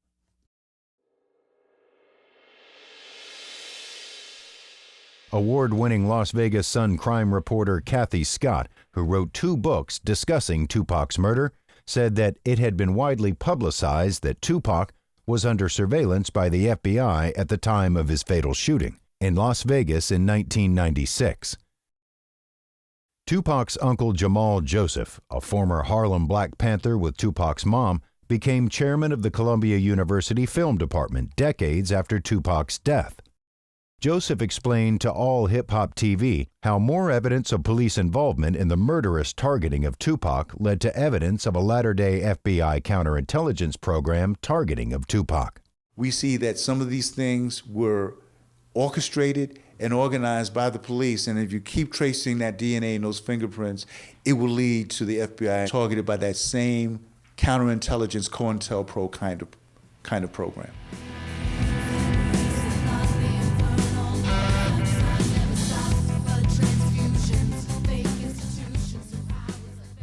Based on the CIA's own reports, researchers believe the oligarchs have continued using their most studied MK-Ultra drug, LSD, into the present, either overseas or in private organizations. Furthermore, the CIA front group, the Human Ecology Fund, appeared to become privatized and outsourced to groups such as the Multidisciplinary Association for Psychedelic Studies, or MAPS. MAPS's founding in 1986 during the Reagan-Bush presidential administration seems no coincidence. That year, former CIA director turned Vice President George Bush was involved in the CIA's Iran-Contra cocaine trafficking operations as documented by a Senate subcommittee. It became an international scandal involving agents of the Central Intelligence Agency supporting the Contras, funded through cocaine trafficking, trying to overthrow the socialist Sandinista government in Nicaragua. Once Bush reached the presidency in 1989, he appointed Dr. David Kessler as Food and Drug Administration Commissioner. Kessler approved university testing of psychedelics in 1990, just after his approval by the U.S. Senate. MAPS founder Rick Doblin said FDA doctors helped guide him, including Dr. Curtis Wright. Investigative journalists later called FDA Director Dr. Kessler and Dr. Wright top culprits in the OxyContin scandal. These journalists called it the greatest medical disaster in U.S. history, the opioid epidemic that has fueled so many drug overdose deaths they now top all the nation's deaths in world wars. The FDA approved OxyContin and minimized its addictiveness. Dr. Wright suggested the FDA should limit competitive production from other companies. 2 years later, he began working for the drug maker Purdue Pharma. Dr. Curtis Wright's problem was that his mind and ethical compass were eternally focused on space. In first approving psychedelic research for Dick Doblin's MAPS organization, Wright said he and his colleague believed if we could put a man on the moon, we could study any drug. In a since-removed interview with editor R.U. Sirius, Doblin described Dr. Wright as a Trekkie who had programmed his FDA computer to make all sorts of Star Trek sounds. Wright was eternally in space, the final frontier. This was the same place Timothy Leary had his ashes launched, after first having planned to cryogenically have his head severed and brain frozen. It's a familiar trade-off most people debate for themselves: freeze the brain or send our ashes into outer space. In 2001, Drug Enforcement Agency, DEA, agents arrested 55-year-old William Leonard Picard, deputy director of UCLA's Drug Policy Research Program, for running one of the nation's largest LSD laboratories. They arrested him at the laboratory site, a decommissioned missile base owned by Gordon Todd Skinner. Who doesn't own a missile base these days? DEA agents found enough raw materials there to make 16 million hits of LSD. Missile base owner Skinner had previously done work for the government on a drug bust. The DEA didn't bring any charges against Skinner, and it's none of your business why.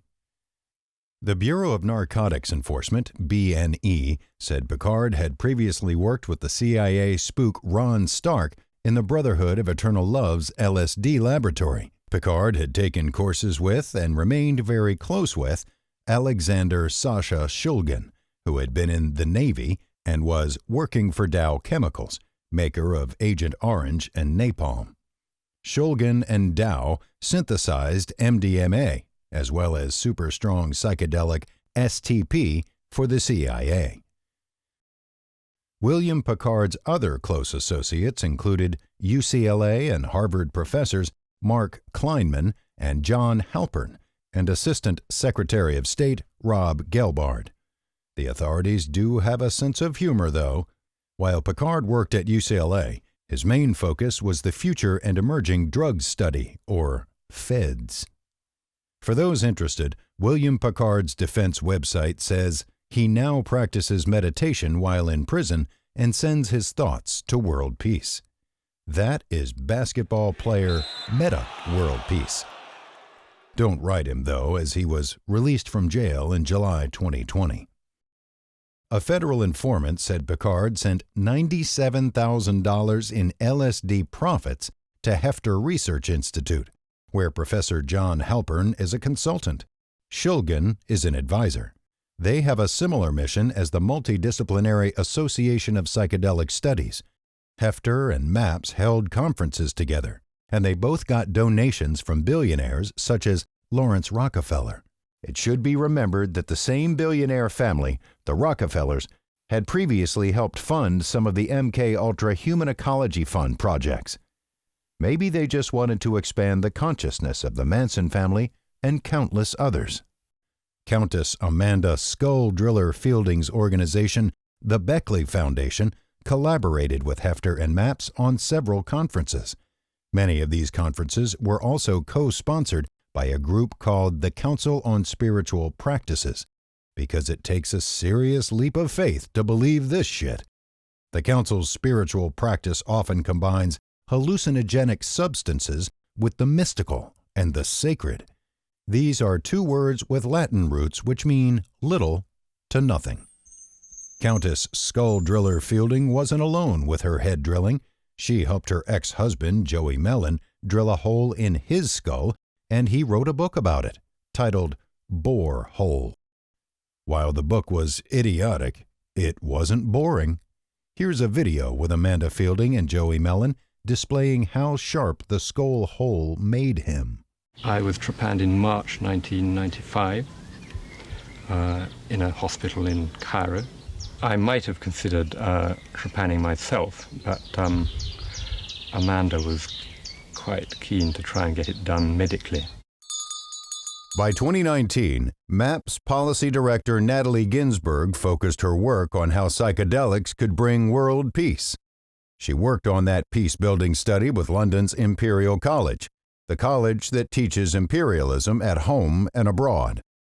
Amanda Fielding's Beckley Foundation had also formed a research program with the Imperial College. The Guardian newspaper wrote about the Beckley and Imperial College work that year with their interview of Fielding titled after her most technically scientific quote, "Acid can get deep down and reset the brain like shaking up a snow globe." About the pet pigeon on her shoulder from a 1971 photo, Fielding told The Guardian, "He's the reason I know telepathy exists." These three top psychedelic institutes, MAPS, Hefter, and Beckley, spent vast amounts of billionaire donors Rockefeller, Pritzker, and Musk money on studies at top universities around the world to promote psychedelics. They claimed that psychedelics did everything from curing addictions, mood disorders, headaches, inflammation, to promoting creativity, world peace, and a truly cosmic consciousness.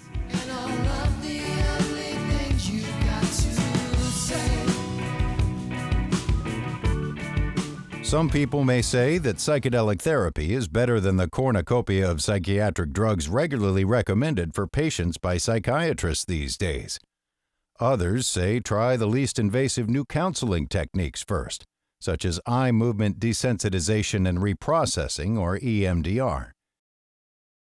Columbia University, seen here as getting top-secret funding under CIA MKUltra Sub-Project 130 in 1960, started promoting psychedelic therapy training over 60 years later in 2022. Columbia University Social Work's new psychedelic therapy training program presented many videos to their graduate community, such as this one. Of course, a MAPS trainer works at the Columbia program and is presenting.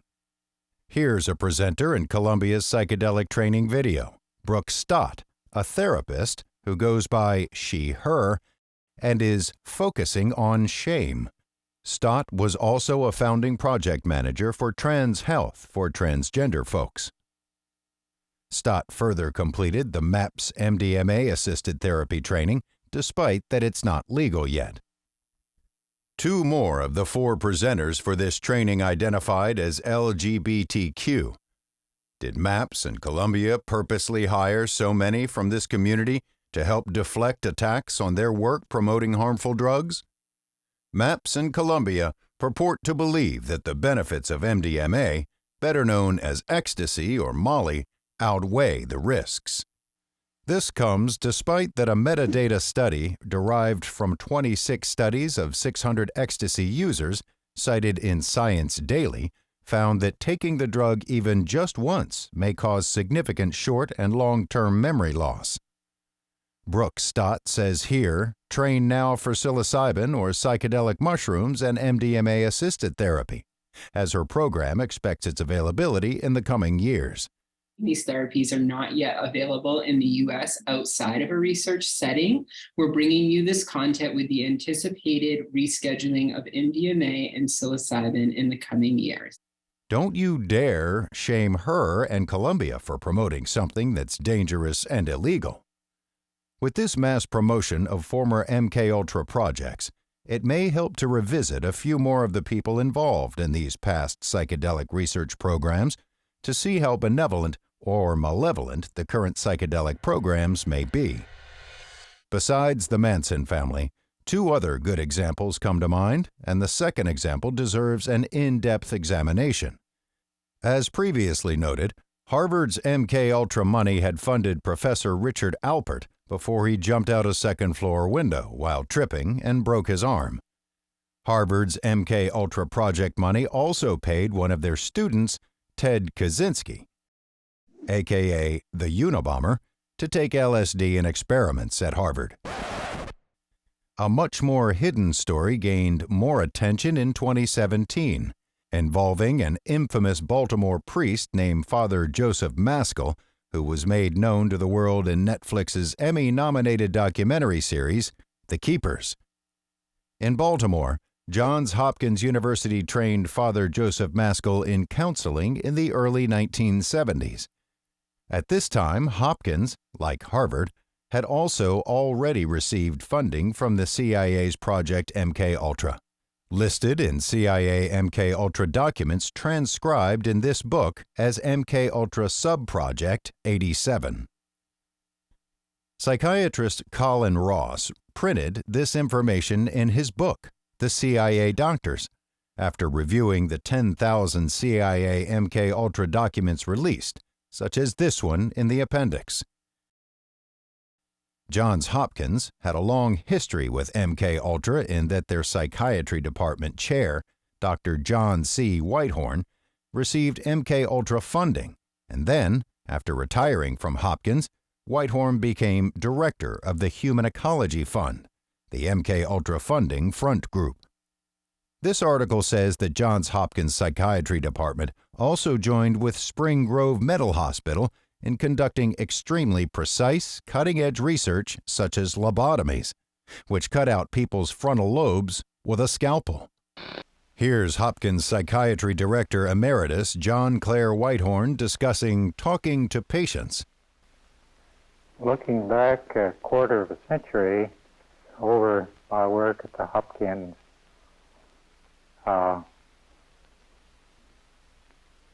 it seems necessary to point out what I was trying to do.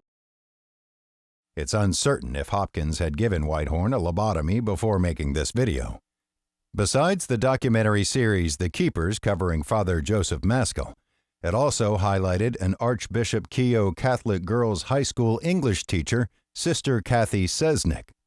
The documentary stated that many girls started confiding to their beloved teacher, Sister Kathy, that school chaplain Father Joseph Maskell was raping them and having others rape them in his office. The Keepers followed Sister Kathy's former students Gemma Hoskins and Abby Schaub as they spent many years investigating the murder of their beloved high school teacher in 1970. With the Keepers' popularity and Emmy Award nomination, it appeared to spur the Maryland Attorney General to investigate the Archdiocese of Baltimore and to finally come out with a 456-page redacted report on decades of sexual and physical abuse by priests and other employees of the Catholic Church in April of 2023. Here is Maryland's Archbishop William E. Laurie in his work clothes. No, this is not a Halloween costume. The Attorney General's report discusses the judicial system and press actually aiding the church in cover-up. Even in some of the rare instances when sexual abuse was prosecuted, the judicial system and the press colluded with the church to avoid transparency and accountability. A closer look at revelations about Archbishop Keogh High School's Father Joseph Maskell presents more evidence as to why the church had so much power over the media, the police, prosecutors, the FBI, and the judicial system. Evidence supports that Father Joseph Maskell and an unknown number of other priests were working with the CIA's Project MKUltra.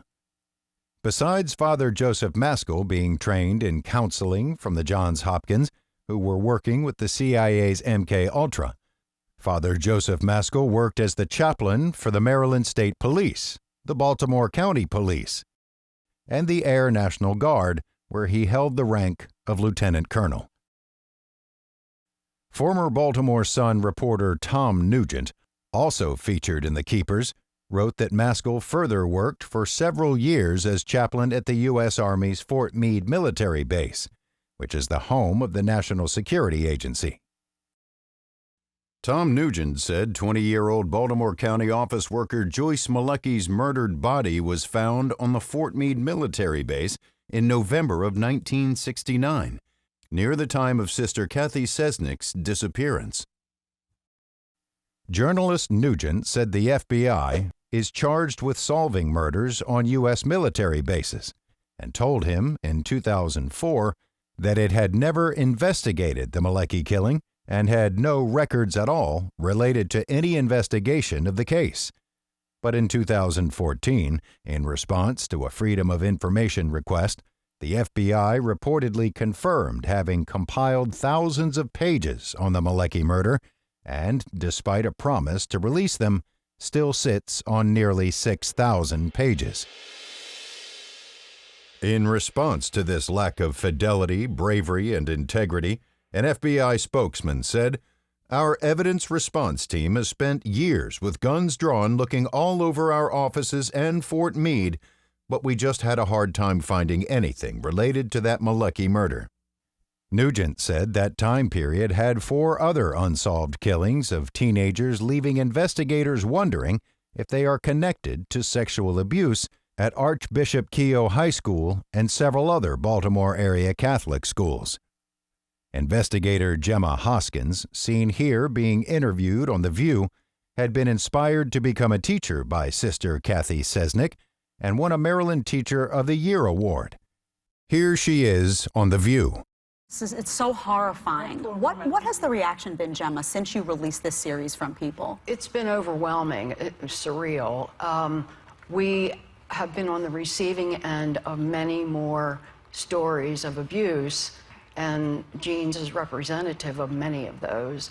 Right now we have probably almost 100 people who have come forward that claim to have been abused by Maskell, and we, not just Maskell, right? The implication is that others are involved. The police department, and doctors. Right. Gemma Hoskins continued her investigations after The Keepers filming and started a podcast interviewing more victims as well as outside experts. Maskell victim Jean Hartigan Weiner discussed her abuse on this CBS Morning News show.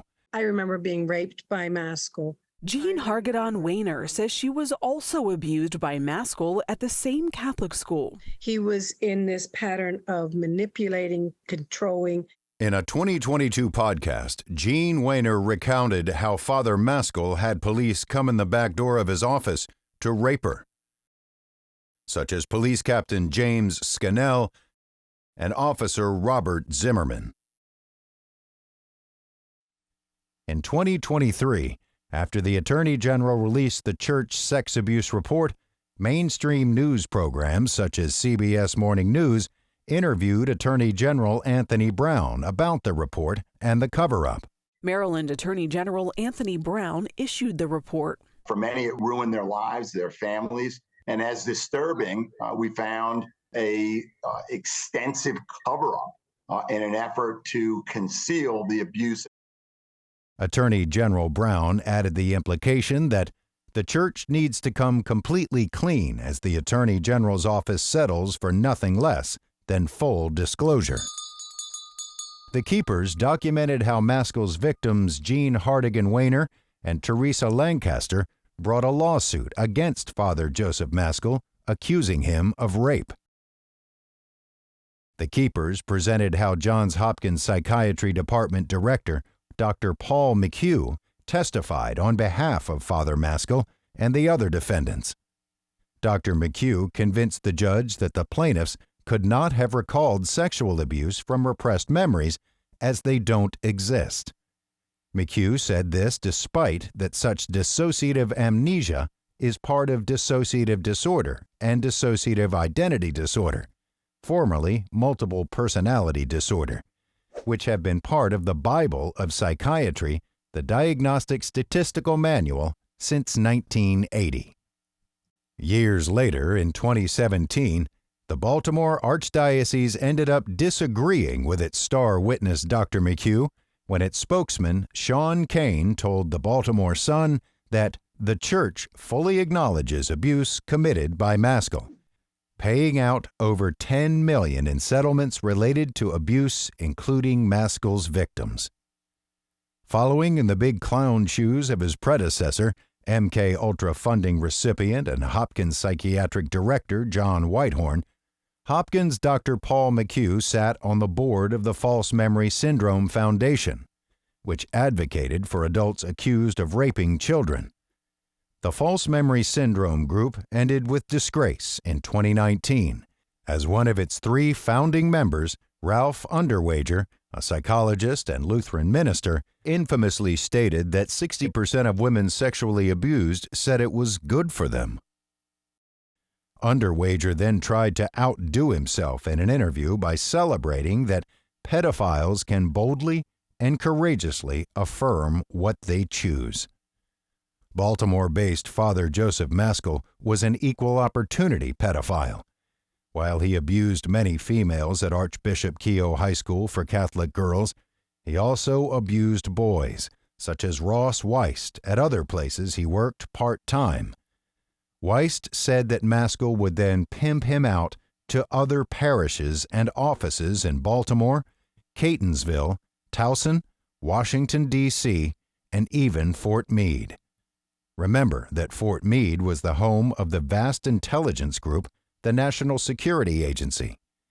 Maskell worked as a chaplain there, providing spies with spiritual guidance with his expertise in child rape, prostitution, and blackmail.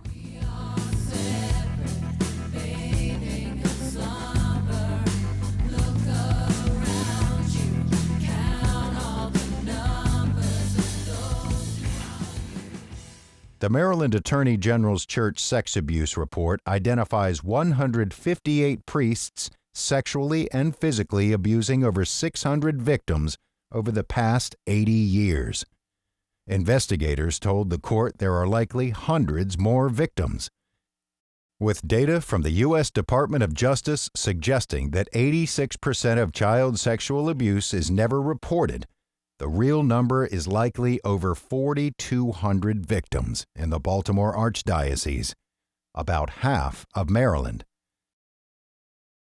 And with similar Attorney General reports from Massachusetts and Pennsylvania, this is a tiny percentage of the United States of sexual abuse. Maskell victim Jean Hargaden Weiner also states in the Keepers documentary series that Father Maskell took her to Sister Kathy Sesnick's dead body before police found it, threatening her that she'd be next if she told anyone of her abuse. Weiner's description of the site matched unreleased police records. With these reports, Father Joseph Maskell had far surpassed even Papa John Phillips as the world's worst father figure. When Weiner was in court, she said that one of her rapists as a teenager in Maskell's office was a Baltimore City politician. In 1995, under the alias Jennifer, Weiner said that this politician had given a pretend political speech while she was required to perform oral sex on him. This, along with the photos Maskell reported to have taken in his office, offer more evidence that it was part of a vast blackmail operation, which was common throughout the history of the FBI and the CIA. One Baltimore Sun article made it clearer why the police, FBI, and prosecutors failed to arrest and charge certain police. It gave the example of a priest from the abuse report. Father Robert Newman admitting in 1987 that he had abused 12 boys more than 100 times. Newman was never charged with a crime, as he received an exceptional clearance from the Baltimore State's Attorney's Office. They all found him absolutely exceptional. Readers can repeat horror stories like this over 463 times in that many pages of this report. Similar reports came out in the states of Pennsylvania and Massachusetts with similar results in that the priests had largely escaped public accountability and in some cases were promoted. The Baltimore Sun presented video interviews they conducted with Father Maskell's sex abuse survivor Donna Vondenbosch, featured in The Keepers and seen here. It started when I was 16, and I know it was LSD because of the writing on the side of the capsule. I saw it one day before he put it in my Coke. I was riding a school bus. I was 16 or 17, and I call her my best friend and my worst enemy. And I think Maskell was getting her to put it in my mouth because we would get in fights. She looked like a football player. And we would get fights on the school bus where we would be rolling in the aisle. And she would be putting it in my mouth, and I'd be fighting back, and she'd have her hand over my mouth so I couldn't spit out. And it was every day for 30 days. And I can't tell you how I felt by the end of 30 days. Everything was numb on me. And do you know I was given a post-hypnotic suggestion? I was at a party once, and I never held a gun or anything, and I shot it. We were shooting at rings, Coke rings on a tree, and I won. I won. I got the right 3 in a row right first time, and I'm like, I was so upset holding that gun and doing that. I had to go off and just leave the area. And I always had a big fear in my life that I knew a code, a digit number, and I always had a big fear someone would call and give me this digit, and I didn't know that it was such a big fear. And then I met another victim I met through the Keepers. And I don't think she went to Keogh, I don't know. But she had the same fear and the same experience. We always felt like we would go kill somebody. I've been on and off the counselors all my life, but in 1993 is when I went to Nancy Hanley. I remember the policeman, he was a police photographer, coming in the back door, the fire door. Could have been blackmailing people. I remember him yelling at me one day, I am trying to help you, the CIA. I remember him yelling that. And I thought, what the hell is he talking about now? That they are watching me. Wow. And I thought, I'm 16 years old. Nobody cares about me. Other girls across the country reported sexual abuse more directly by the CIA. In listening to the testimony today, it all sounds really familiar. In 1995, New Orleans-based trauma therapist Valerie Wolf testified with 2 women she counseled at a hearing of the President's Advisory Committee involving human experimentation on children. As a therapist for the past 22 years, I have specialized in treating victims and perpetrators of trauma and their families. When word got out that I was appearing at this hearing, nearly 40 therapists across the country, and I had about a week and a half to prepare, contacted me to talk about clients who had reported being subjects in radiation and mind control experiments. The consistency of people's stories about the purpose of the mind control and pain induction techniques such as electric shock, use of hallucinogens, sensory deprivation, hypnosis, dislocation of limbs, and sexual abuse is remarkable. One of Wolf's 2 testifying counseling clients, Chris DiNicola, testified about her experience as an experimental subject. Documents supporting this were submitted to the advisory committee. All these experiments were performed on me in conjunction with mind control techniques and drugs in Tucson, Arizona. Dr. Green was using me mostly as a mind control subject from 1966 to 1973. His objective was to gain control of my mind and train me to be a spy assassin. The first significant memory took place at Kansas City University in 1966. Don Ebner took me there by plane when my mom was out of town. I was in what looked like a laboratory, and there seemed to be other children. I was strapped down, naked, spread eagle, on a table, on my back. Dr. Green had electrodes on my body, including my head. Between 1972 and 1976, he and his assistants were sometimes careless and left the cage unlocked. Whenever physically possible, I snuck into his office and found files with reports and memos addressed to CIA and military personnel. Included in these files were project, subproject, subject, and experiment names with some code numbers. The other counseling client of Valerie Wolf's, Claudia Mullins, named the top CIA and Project MK-Ultra figures as using sexual abuse, hypnosis, and torture, while also mentioning Operation Artichoke, which was part of MK-Ultra. She further described a meeting they had with her where they instructed her on conducting sexual blackmail against government officials and academic leaders to keep money flowing. Dr. John Gittinger tested me, Dr. Cameron gave me the shocks, and Dr. Green the x-rays.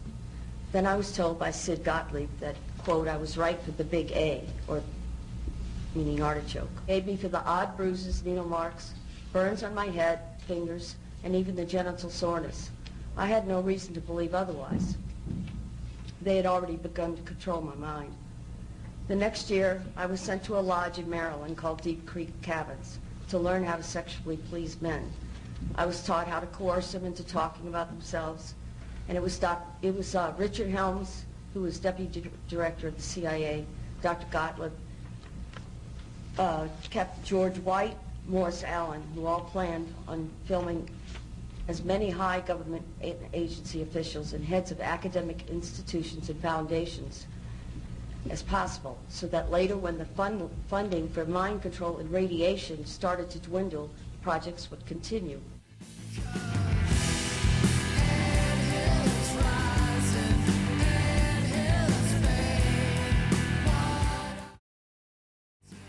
The year before the 1995 President's Advisory Committee hearing, Father Maskell victims Jean Weiner and Teresa Lancaster had filed the aforementioned lawsuit against Father Maskell, and that lawsuit also included fellow Archbishop Keogh chaplain Neil Magnus and local Baltimore gynecologist Dr. Christian Richter.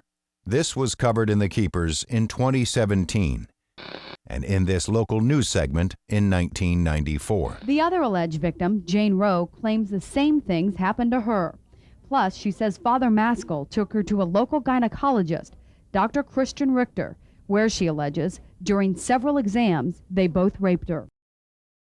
A reported child sex abuse victim named Lynn Shermer was born in Detroit and shown here in a local newspaper picture with Miss Universe just before Shermer moved to Alabama at 6 years old.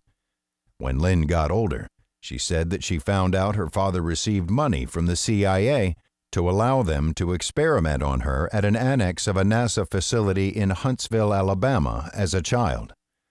Gemma Hoskins did a podcast interview with Lynn Shermer where she gave details of her sexual abuse by Dr. Richter and others. The place where I saw Richter was like an annex.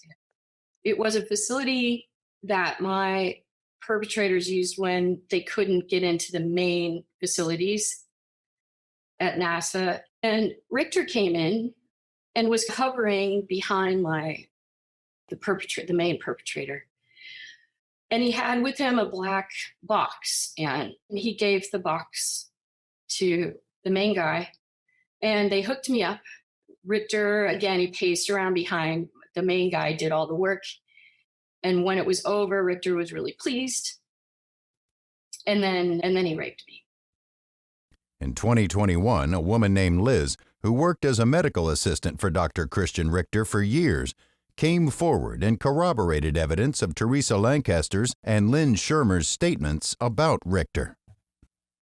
Liz described a locked basement exam room, illegally working with patients without assistance, and Richter having and moving the black EKG machine Schirmer described when Richter traveled often. An old vintage EKG machine, a portable EKG machine. Then I remember seeing it moved. Dr. Richter traveled all the time. Absolutely. In August of 2019, Gemma Hoskins and Shane Waters interviewed Canadian-trained psychiatrist Dr. Colin Ross. Dr. Ross wrote some early books on multiple personality disorder, now called dissociative identity disorder, which were given positive reviews from top psychiatric journals such as the British Journal of Psychiatry. Dissociative identity disorder stems from sexual and physical abuse in childhood.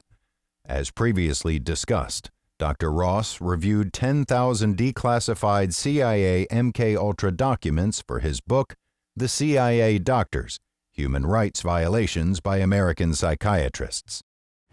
How does LSD fit into the program? I know you mentioned LSD a few minutes ago. One of my recent papers is called, I think it's called LSD Experiments by the U.S. Army.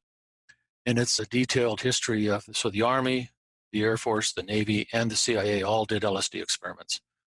And these included under MKUltra and related programs. We asked some of the survivors if they had questions that they would like us to discuss with you. Gemma, I'll let you ask the first one. Okay. And before I do this, I want both Dr. Ross and our listeners to know that the reason Shane and I began to look into the MKUltra facet of this is because of Jean Weiner. She and the women that sent me questions, they really do believe they were programmed. When I was in my 20s, I was missing large gaps in my personal history. I could not remember whole years. I thought it was due to trauma. I was sent to a ritual abuse doctor in the 90s. He agreed I was ritually sexually abused. I could not recognize my own hand if I was laying in bed. I thought I had killed somebody. I felt guilt. Now, I should have said this, but she was sexually abused by Father Joseph Maskell, who was the chaplain at our high school, as well as some other men who he hypnotized her, he drugged her with some liquid, and other men paid to come actually into the school building. And she really believes that she was programmed so that if she talked about it, she would kill herself. Is that a possibility? Yes, all these elements of programming, that is hypnosis, drugs, memorization exercises, codes being implanted, are described in the CIA documents in great detail.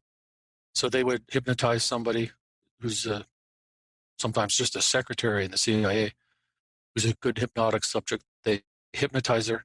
They implant a code, which could be a tone on the telephone, could be a hand signal, could be a series of numbers. And then she comes out of hypnosis, she's carrying on with her day, and somebody does the tone, hand signal, or says the code. She switches into her hypnotized state. She goes and retrieves some documents or hands off what she thinks is a bomb, or in one case, pulls the trigger on what she thinks is a loaded gun to kill a military officer that she knows. Of course, it was all not real bullets. So all these things are described in great detail in the CIA documents. They actually happened for sure. Post-hypnotic suggestions are like completely validated in the hypnosis literature. There was a psychiatrist that the Archdiocese of Baltimore had a contract with, and he traveled to different schools, and he was authorized to administer certain tests and to evaluate students. And he was very close friends with Joseph Maskell, and we found that they were personality tests with a scale that would have been used to screen possible candidates for susceptibility.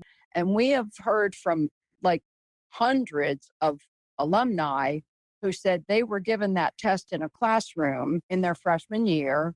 And then depending on how they scored, they were called into his office and it was given to them again. And we really feel Urban and it was called I'm just going to say it, the Psychology Associates. A number of those psychiatrists also abused young girls. And this appears to be something else. The American Psychological Association says it's a version of the Millen Clinical Multi-Axel Inventory Test. In response to this question Gemma Hoskins posed from a survivor, Dr. Ross discussed a patient of his who was abused in psychiatric hospitals in Vermont. This patient, Karen Wetmore, later published a book about the experience called Surviving Evil.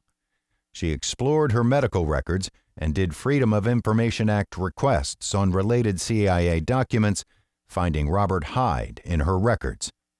Dr. Ross found CIA documents saying Robert Hyde contracted with MKUltra on Subproject 63, 66, as well as Subproject 10. In her medical record is the name Robert Hyde, who was a top secret cleared LSD contractor under MKUltra. And there's numerous other connections into MKUltra from the doctors who were at the hospital. And this includes the CIA program, all fully documented, and the name of the guy and the name of the psychological test, who was a CIA officer. And these tests were widely administered at schools and other locations in Vermont and throughout the United States. That's absolutely a fact. Another question matched many survivors' questions about Father Maskell giving them LSD. This comes likely due to the fact that studies reflected in books such as this about LSD state the drug provides a marked heightening of patients' suggestibility. After talking to a national audience in The Keepers and shows such as The View, Gemma Hoskins could only express her most radical conclusions on podcasts such as one produced by author Nick Bryant. Nick Bryant discovered the tragic plight of boys in a vast Nebraska foster home who he reported were trafficked to Washington, D.C. politicians in his book, The Franklin Scandal, published in 2009. In 2011, Bryant attained billionaire pedophile and drug pusher Jeff Epstein's little black book, but couldn't get a single news source to publish its contents until Gawker published his article on it in 2015. Finally, on July 18, 2019, magazines such as Vanity Fair said journalist Nick Bryant comes in from the fringe, though mainstream media had put him there for years. Gemma Hoskins summarized here how she found Father Joseph Maskell's network of prostitution, drugs, and trafficking spanned the East Coast. Who had been abused by Maskell or somebody in his network. And I've learned over the last 5 years that network was huge. I think it spanned the whole East Coast. I think it was a network of prostitution, drugs, like trafficking. Gemma further told of the FBI lying around Joyce Malecki's death before Nick Bryant summed up how he found that U.S. intelligence censors any sensitive information such as this. With the Franklin scandal, the FBI intimidated the kids, so they wouldn't talk. The FBI certainly played an integral role in covering up Epstein. Right. The Franklin scandal, ultimately, if you follow all the threads, intersects with intelligence. So when it runs into that area, it's very easy for intelligence to just quash it. The only slight silver lining in all this bad news is that the work of advocates like Gemma Hoskins and all of the sex abuse survivors had some success in 2023. That year, they finally convinced Maryland lawmakers to pass and the government to sign the Child Victims Act, which will end Maryland's statute of limitations for when lawsuits can be filed against institutions for child sexual abuse.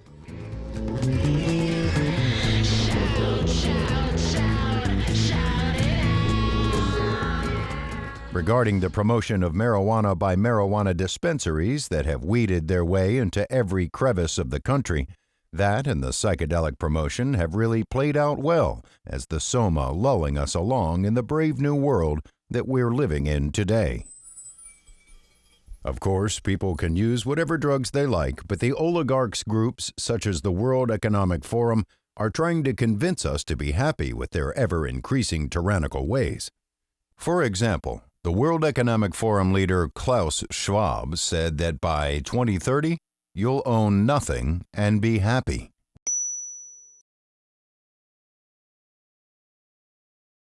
Klaus Schwab grew up as the son of a factory manager in southern Germany.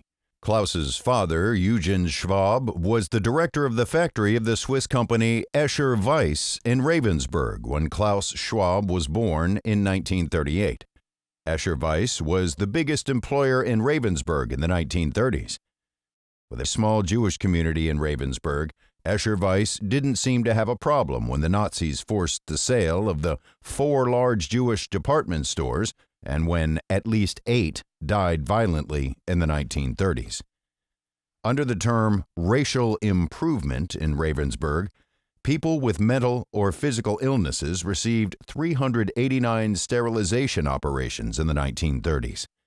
Eugen Schwab was true to his name in leading a proud eugenics community of Nazis whose party awarded the Escher Weiss Ravensburg branch the title of National Socialist Model Company, while Schwab was at the helm.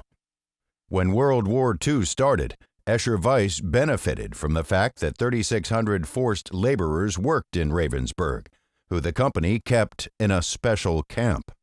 Come on, who doesn't like camp? Escher Weiss was working on a large order of flamethrowers for Hitler's war effort. Escher Weiss also led industries in turbine technology. The Norsk hydro plant, part powered by Escher Weiss, was the only industrial plant under Nazi control capable of producing heavy water, an ingredient essential for making plutonium for the Nazi atomic bomb program. Eugen Schwab and company almost helped the Nazis win World War II. The WEF also is trying to convince us through their tweets that not wanting to eat bugs in the future is bigotry. They ask, is it racist to not want to transition to a bug-based diet? To defy these World Economic Forum movements towards tyranny, we'll have to be our sharpest selves and not hanging out for hours getting high, acting like house cats.